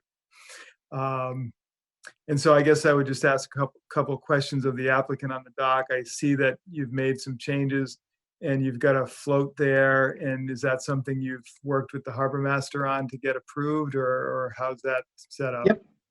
Yes, Dave, we had the harbor master came out and we chatted, and that's what we agreed upon, and it's been permitted. I just got the numbers yesterday, I think, for it, so they'll all go on tomorrow. Okay. So the dock has to be permitted also? Is that what you're saying? Did you need a drawing? Because we didn't know. If I have to go back to the engineer, then it's going to take some time to do that. But we cut that. The dock now is 30 feet out and about 4 feet over is what it is, the configuration. Right. I like the change that you've made. I'm not really, you know, saying I'm opposed to that. It's just that we would need ultimately some sort of a plan from the engineer showing what the commission's going to be approving and what's going to be understood as now the plan of record for the dock and so forth. So with what the change has been made to the dock and the proposed project, I don't have any problems with it. I just would need that revised plan so we can refer to that in the order of conditions that we're going to issue for the project. Okay, so David, if we ask that we can issue an order of approval, order of conditions based on what we're seeing now in the, what date is this? 7/24 plan, and that we get an updated plan showing the reconfiguration of the dock and float, because everything on the plan that's in red, I'm willing to approve now with a stipulation that to give us a updated plan before they start the work. Is that good? Well, what I would need is the updated plan so I can include it in the order of conditions, because the order of conditions references the plan of approval. So if the commission decides that they want to close the hearing, that's okay. I just can't issue the order until such time that I get the updated plan. That way, so go ahead. So if the board approves it, we can approve the plan with the stipulation that an order of conditions will not be released until an updated plan is received, showing the new dock configuration. Yes. Okay. Richard, did you have anything to add to that? No, I can call the engineer and have him revise this drawing. I guess that's the only course of action, right? That we That could is do. correct. We need a revised plan. But I'll ask the members whether or not, if they have any questions. David? No questions. Jim? Nope, that's good for me. Carol? No questions. Ron? No, all of that works for me. Sandy, I'm good with it. So if we add an order of conditions that will be approved pending the receipt of an updated plan. Is that how I should write it, Mr. Bichette? Yes, that could be the motion. Yep, with the standard conditions with the updated plan to be submitted prior to the issuance of the order. Nice, that sounds like a motion. We have to move the close right first or not? Oh, yeah, that's true. I'm sorry, I'm tired. All right. Move the close. Is there anybody else online that'd like to speak to or against this project? Let me just ask you another question. So do we have to get a permit from the town for the new dock, or is it just you're happy with whatever the engineer, alters the drawing? Well, the the permit for the dock is going to be included with the whole project essentially. So, that's going to be your permit for the dock once we issue the final order of conditions. Okay, and the order of conditions, so that's something that does that go back to the DEP? I forget how it all plays out. We don't do any work until we have the order of conditions and it's all final, right? Yes, right. Okay. Yeah, so that when the order of conditions gets issued, we issue it to you, and then we have to send a copy to DEP, but you would get the original, and that has to get recorded at the Filed. Registry of Deeds. Yeah. Okay. Anything else? If not, take a motion to, did we close? No, we haven't closed. No, we haven't I'm yet. sorry. Yeah. I'll take a motion. Hearing nothing else, do I have a motion to close the hearing? Motion to close. Second. Second, all in favor? David, Yes. Jim, Yes. Sandy, yes, the hearing is closed with the conditions. Okay, the hearing's closed. Now we're gonna put, what do we want them to do? So Dave, do you want me to just send you this? How do I do that? Do I just email it to you? Do I attach it in the system? You would just email me a copy and then mail me like a hard copy, Okay.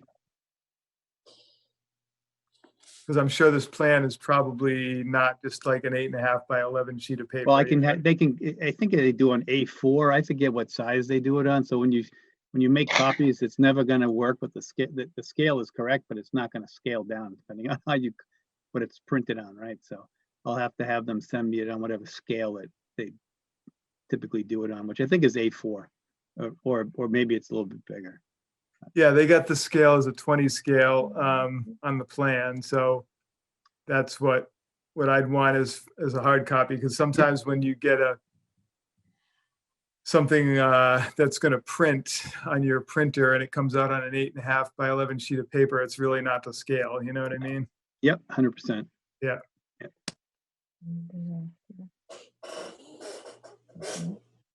Okay, I So- think We just need the engineer to change the drawing for the dock. That's all you're asking. Right. Yeah, that is correct. Okay. So I move to accept the project with the specific condition that a new plan is submitted. And after that is submitted, then the project can then go forward. Standard order of condition, with the standard order of conditions. Standard order conditions, yes. Second. And I have a second, all in favor, David, Yes. Jim, Yes. Sandy. Yes, done. So we'll await the updated plan. Okay. Thank you. All right, thank you guys for your time. Yep, thanks. The Have a next thing nice we weekend. have is Do. the 3 solar projects. They've asked for continuations until 9/16, so I could take all 3 at the same time.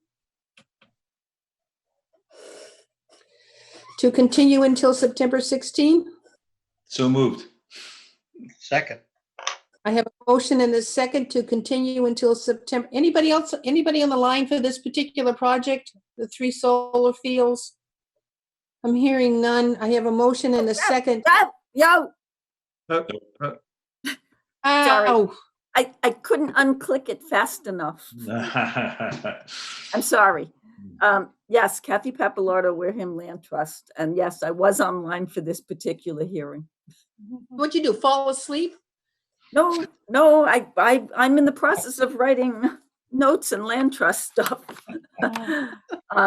But yes, Nancy McHale and I were both online for this particular hearing. So we'll mark our calendar for the 16th and try to be back. And we also have another planning board hearing because all of that's been also continued. Yes, and thank you for your updates on what's happening with the planning board on the project. We're trying. We had to sit through 3 hours of that meeting. Oh, well, we're only 2. Now, David, is there a conservation? Kathy, what's it called? What's it called? Conservation fund. Fund. Do we have a conservation fund, David? Yes. Oh, okay. So this could very well add to that pot. Yes. Okay. I have not heard back from Mr. Sullivan in regards to if he agrees with what I was asking for. But it was at the planning board meeting that I raised the issue, since they are saying they're looking at a small amount of mitigation money, which is the amount of money that the timber harvest would be for those hundreds of trees they're going to remove. The estimated value is $80,075, I believe. That said, it was for mitigation and it was to go to the town. I asked at the planning board meeting if that money could be designated to go to conservation. And Mr. Barrett said that he couldn't make that recommendation, but he said I should send a letter to Derek Sullivan with that request. Enough. So I did. And I CC'd Dave Pichette and Sandy Slavin, George Barrett, Ken Buckland, and Jim Muniz, who's liaison to the planning board. But I haven't heard anything back, but the argument is it's for mitigation. It seems to me it should go back into conservation, which is what I said at the planning board meeting. Yes, at the planning board meeting. And they said, well, what would they do with it? And I said, put it in a project towards acquiring land or other conservation. It's mitigation money.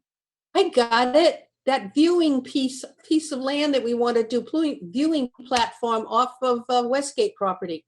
Mm-hmm. That type of thing. Yes. Yeah, sorry.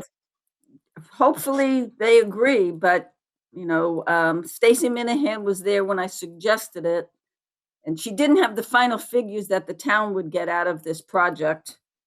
But it's based on my numbers, it should be over $800,000 a year. That goes up at 2.5% every year for the life of the project, which is estimated to be 20 years. Mm-hmm. So $80,000 is kind of small compared to that. Yes. Well, it's extremely small. This is Nancy McHale. Oh, I forgot to do that. That's fine. Unfortunately, at the beginning of this project, when asked about mitigation, they said they had no plans to provide any sort of mitigation money. So this is a small step, but certainly not anywhere close to what the value of those trees are to the environment. So that's just my 2 cents. But again, as Kathy said, we're on your side. We're trying. It doesn't hurt to ask. No, appreciate it. Okay. Thank you. Well, thank you for all you do. We're with you. So anybody else on the line would like to speak for or against the project? If not, like to have a motion to continue until September 16. So moved. Second. I have a second. All in favor, David? Yes. Yes. Jim? Yes. Yes, we're continued until the 16th. Okay, next is Manuel de Miranda. Yes, we've had a request to continue this hearing, and also the next hearing is also requested a continuance. So both of those to the next meeting. Is there anybody online for this Manuel de Miranda project? Hearing none, I'll take a motion to continue until September 16th. So moved. Second. All in favor, David? Yes. Jim? Yes. Andy, we're continued until the 16th. The next hearing is Glenn Perello. They requested a continuation until September 16th. So moved. Second. I have a motion and a second. All in favor, David? Yes. Jim? Yes. It's continued. Now we're down to extension requests. I was going to say, Sandy, if you want to skip that for now, there's some people still on the line for other matters. We can just come back to that since nobody's here for those. What, who's on the, which one of the, what's We pending have, do you want to? we have under enforcement orders, the first one.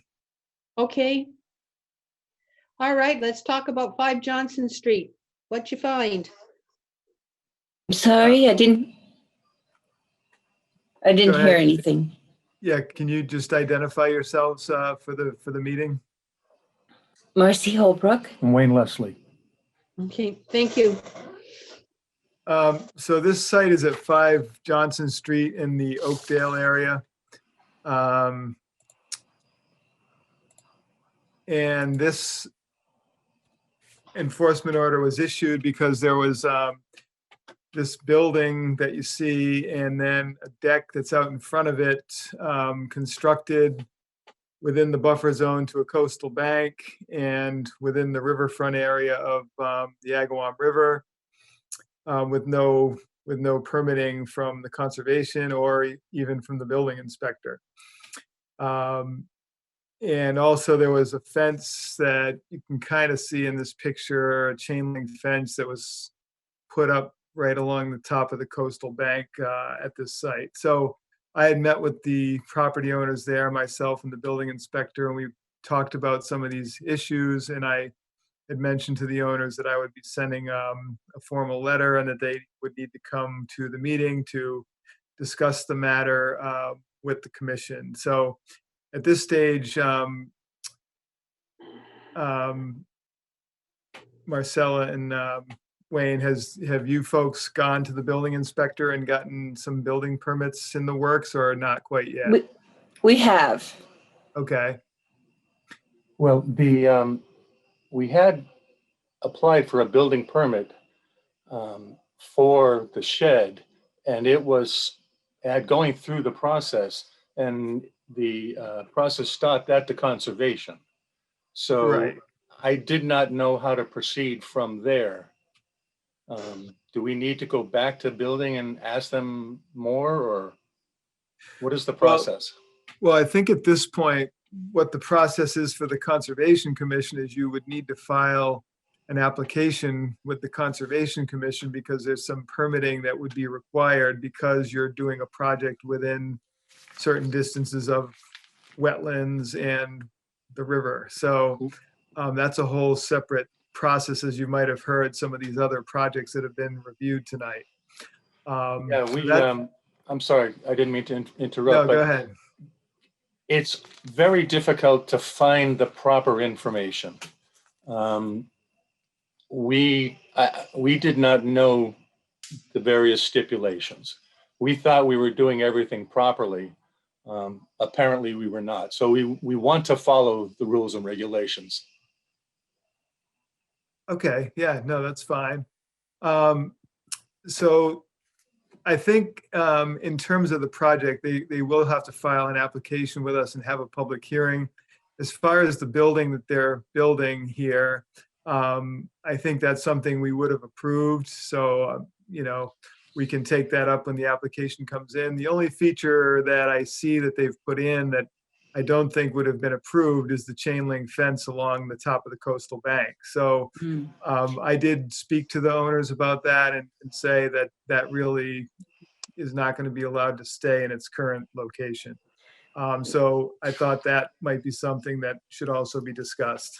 Yes, may I say something? We thought we had done our due diligence. We went on the website. It said for fences, no permit needed. So we didn't realize that there was a difference. We've never lived near water before, so we did not know that there was a difference in this. And then we had 2 prominent local fence companies come to our yard and give us estimates of what it would cost. And we asked them both just to be sure because we were nervous about everything. We said, do we need permits for this fence? And they both told us no. So we thought we were golden. And the fence cost a fortune.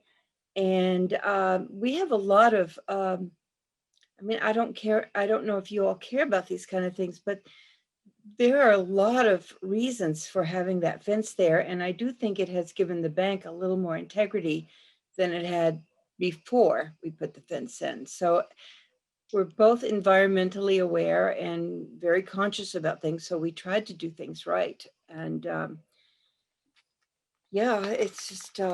We have a concern in the neighborhood. There are have been in the past and are currently some homeless people camping out.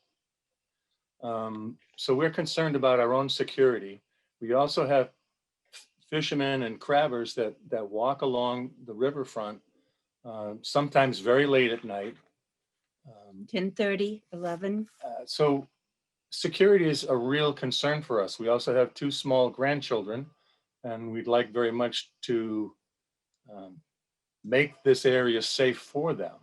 So again, as my wife said, we were trying to do the right thing. Moving the fence would be an additional huge expense for us. And we invested thousands of dollars to make the property nice. And if we have to move that fence further in, we're going to lose half of our yard or more. So 2/3. We asked the indulgence of the Conservation Commission to take pity on people who are trying to do the right thing and apparently have fallen through the cracks. Basically, when Dave turned to me and said, "Oh, that fence isn't allowed," I had a small heart attack, but. My question is, who's the person that put in what's the company that put in the fence? We'll have to speak to them because that was a no-no.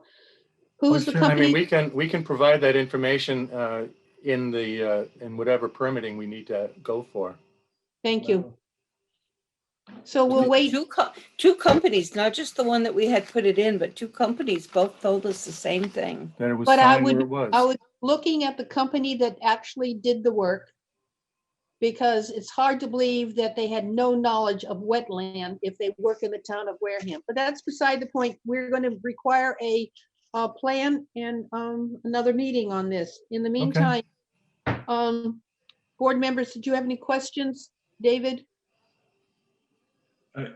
Dave, I mean, if they were to move that fence, where would they have to move it to make it compliant? Well, I would say would have to move it outside the 30-foot no activity zone because that's, it's within that right now. In that picture, though, relative to that gazebo, what would that be? Do you know about? That would be on top of the gazebo. Well, the fence is, so the fence may be, if it was pulled back, it may be sort of close to this area, yeah.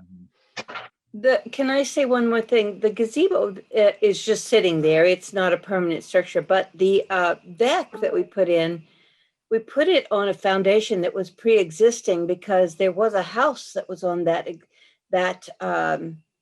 site in the past. In fact, we've even talked to a couple of people who knew people that lived there. So, and one of the main reasons we refloored it is because it's a liability, but we left it so that all the rain could come through naturally and all the drainage could happen naturally. So we if you see in the back corner of the deck, what looks like fencing, we actually left a hole in the deck so that existing trees could remain in place.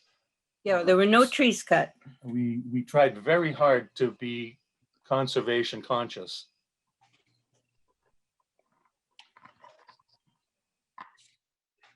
I feel as though you guys have been trying to do the right thing, but I think we're going to have to fine $200, because you did not get it. I mean, I don't think we have any choice on that, but well, I understand what you're trying to do, and it looks really nice, but I think the rules are the rules. We got to sort of follow those. So we will. We'll listen to the process. We want to follow the process. Okay. Jim, any questions? No. Carol? Yeah, I have a question. Can they put up a temporary fence? Something that is removable by hand? Like with the metal stakes and the wire mesh that just hooks onto the metal stakes? Would that be allowed in that area?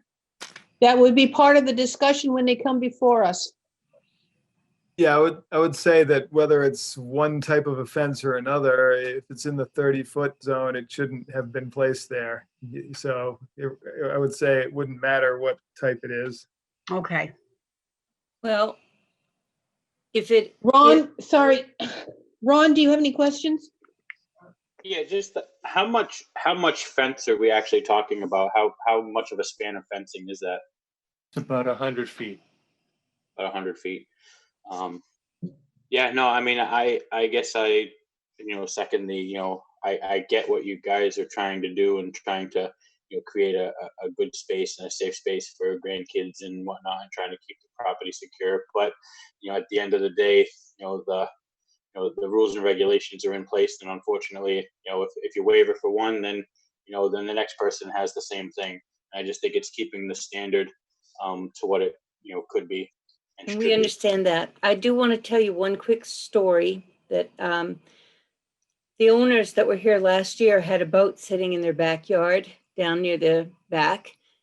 And some people came on the property from the riverside and they stole the boat, with the owner and the gentleman who owned this house yelling at them to get away from it. And they took it anyway. And they stole the boat and it was never found. And this area that we moved in is very different from places we've lived before. And the lot next door, I'm pretty sure drug deals go down there. And this fence, it may not be all, the end all and be all, but it does give us a little bit of protection. It slows things down. Yeah, we were kind of surprised from after we moved in at some of the things we discovered. So it's pretty important. Carol, did I cut you off? Did you have another question before I went to Ron? No, no, Okay. I'm all set, Sandy. Thank you. So, regarding the fine, we can issue it now, but I would like to wait until we know who the fence installer was, because they'd get the same fine. But I'll need a motion to support the enforcement order. Is So that what I moved. call it? To ratify it. To ratify the enforcement order. So I have a motion. So moved, yes. Second. I have a second. All in favor, David? Yes. Kim, Sandy, Yes. we've ratified the enforcement, and when the homeowners come back with the plan, we will talk about the specifics of what needs to be done, and at that time, issue the fine. Is it Sounds good. Slavin or Slavin? No. Slavin, S-L-A-V-I-N. Slavin. I don't understand what you mean with a plan. What kind of plan are we supposed to come back with? I'm I'm confused. sorry, you don't realize, I thought you had to work with the planning, the board, the building inspector for a Sure. plan. Well, Sure. that was for the Oh, sure. the building, not for the fence, et cetera. And well, you have to show us on your piece of property where you've put dwellings and where you put the fence, and then we have to talk about. Okay, I understand now. We need to be able to take a look at what you have so we can take yes or no to what Okay. you've done. Okay, Alrighty. happy to provide that. You've seen the plans come before us all evening, that type of thing. Sure. Doesn't have to be a full, David, does it have to be a notice of intent, or can it be an RDA? That's technically it's in a riverfront, so it should be a notice of intent. So that's what I would say. Okay. And so the information is what includes a notice of intent is found online on the Wareham website under Conservation Commission webpage. Yeah. All that information is available there. Okay, thank you All very right, much. we appreciate that. Thank you. Evening. Okay, David, which next? There's somebody on for a certificate of compliance, I believe, so we can jump to those. Yes, please. We can take 72 Burgess Point Road. Is it good? Yes, this was a very old filing. In fact, the DEP number was SE 76-36. So What it's are they- from like the 70s, I think. Are they trying to sell the house and clear the deed? Yeah, so again, I would recommend the issuance of that certificate of compliance so they can clean up the old document. Okay. I need a motion. So moved. Second. I got a second. All in favor of issuing the certification of compliance, say Yes. David, Jim, Yes. yes, done. 44 Okay. years later. Yeah. Next one. The next one is for Walter and Dolores Shanks on 10 Nimrod Way, and that was for the reconstruction of a seawall that has been completed according to the order. So I would recommend the issuance of that certificate of compliance. So moved. Second. I have a motion and a second. All in favor, David, Yes. Jim, Yes. Sandy, yes, done. The last one that's listed, I would like to hold off on that because when I went there, there were some things that to me weren't complete or correct. So I'd like to hold off on that one for now Okay, and go back to the extension requests. okay, Mark and Martha Fishman, 33 and 35 Bournes Point Road. That was for a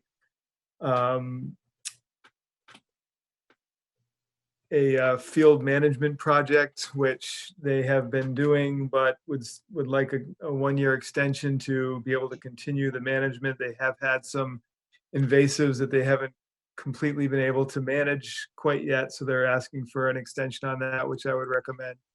have you given them an extension before? Not on this one, no. Okay, so a motion for a one-year extension. So moved. Second. I have a motion and a second. All in favor, David, Yes. Jim, Yes. Sandy, yes, okay. Next one. Next one is Keith Amato, 312 Onset Ave.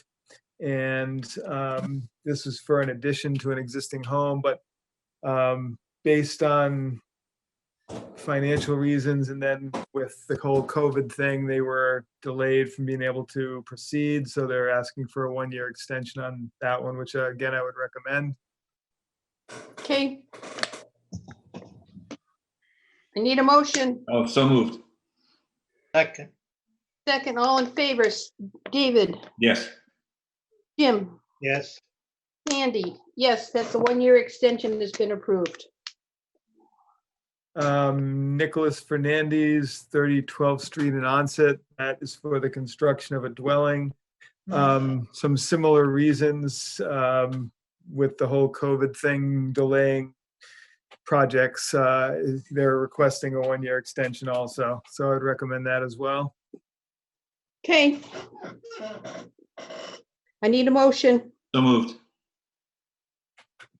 Second. All in favor, David, Yes. Sandy, one-year extension has been approved. David, are we done? Just one last thing to go back to under the enforcements for Ken Keegan. Just to update, so the town council is going to be looking at that with me. He was not able to meet with me before tonight, so I don't really have, unfortunately, anything new to add other than to say that he did contact me and we will be meeting hopefully in the next couple days to try to talk about the next legal steps for that site. Thank you. David, I think you have something to say to us. I do. An opportunity has come up for me, and as of October 15th, I will no longer be living in Wareham. Really? Yes, it came up really fast. 2 weeks ago, I wouldn't even have done this. A house of my dreams came up for sale, and I've been dealing with my dad's estate and this realtor's. Anyway, my wife and I looked at this house, and within the past 2.5 weeks, I sold my house and bought another house, and I've signed all the papers. Wow. The real estate market is crazy. I'm buying a house up near Sampson's Pond in South Carver, so I'm only going 4 miles away. But unfortunately, I can't. I'm not staying in Wareham. So I really, it's been a privilege to be. I know I haven't been on the commission very long, but I've learned a lot, and it's been great. And I'm not leaving because I don't like it here. It was an opportunity that came up, and you only live once, and this house is this house of my dreams. And I drive by it all the time, and I was like, if that ever comes for sale, I want to buy it, and it did. You know, You're packing already. Your bookshelves Yeah, are my empty. bookshelf's already empty. I have to get out of here in like a month and a half. So, so it's been kind of crazy, but One thing to mention too, just so everybody's aware of it. You don't necessarily have to get off the commission just because you're not living in town. Oh, is that right? I don't know if people are aware of that. You don't technically have to live in town to be on the commission. Oh, really? Yeah. Because I Well, I'll stay. I love it. I mean, no, that's true. If you're a commission member and you move to another town, you don't have to get off the commission. You're not required to live in the town to be on the commission. Unless you know then. Well, I thought if you changed where you voted, it made a difference. Well, he hasn't done that yet. Oh, okay. And I don't think that matters either. I've never heard anything about where you vote dictates whether you're on the commission. You could have somebody from, Falmouth be on the commission in Wareham if the selectmen appoint them, Again, it's not a requirement that you live in the town. So just wanted to throw that to you so you don't think you can't continue to come to the meetings if you just don't want to because I do want to. No, I want to the town, and that's up to you. But I just wanted to make that point clear. That's great. So I don't have to resign then.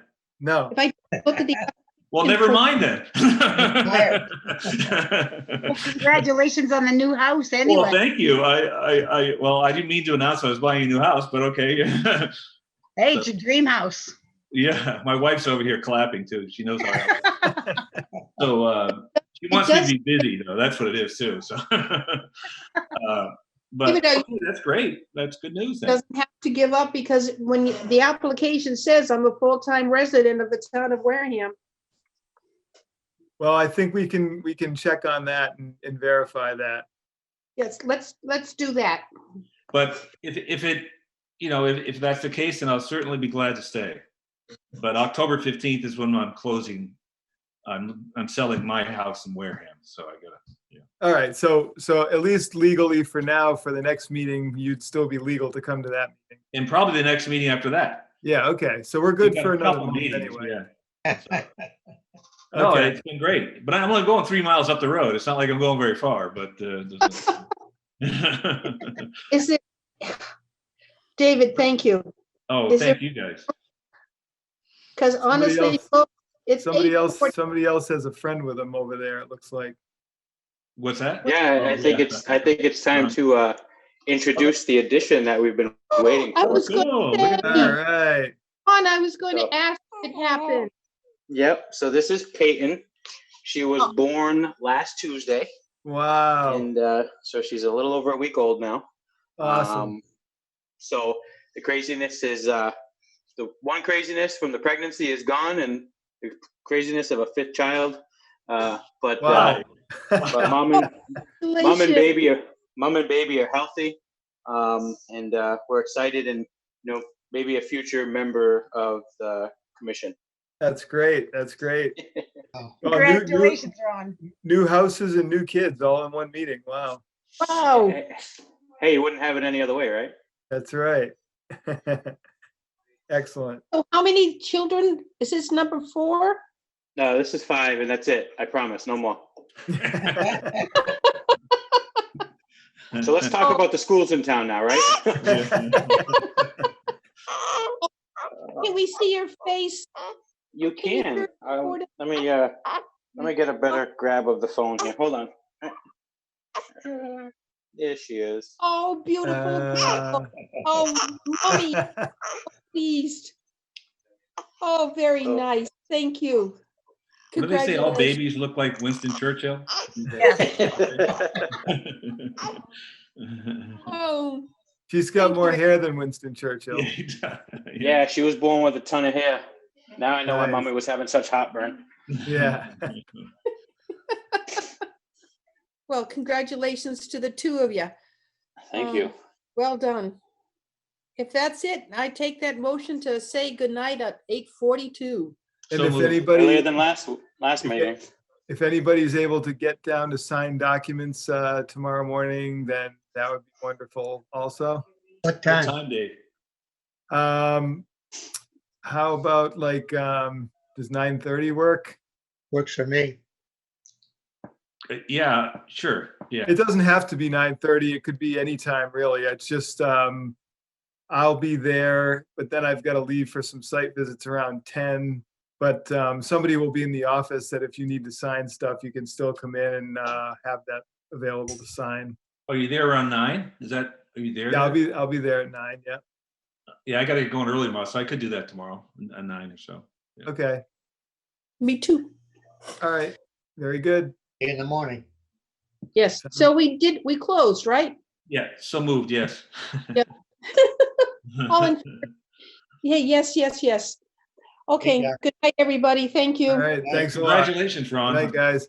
Thank you. Congratulations to you, David. Well, Yeah. thanks.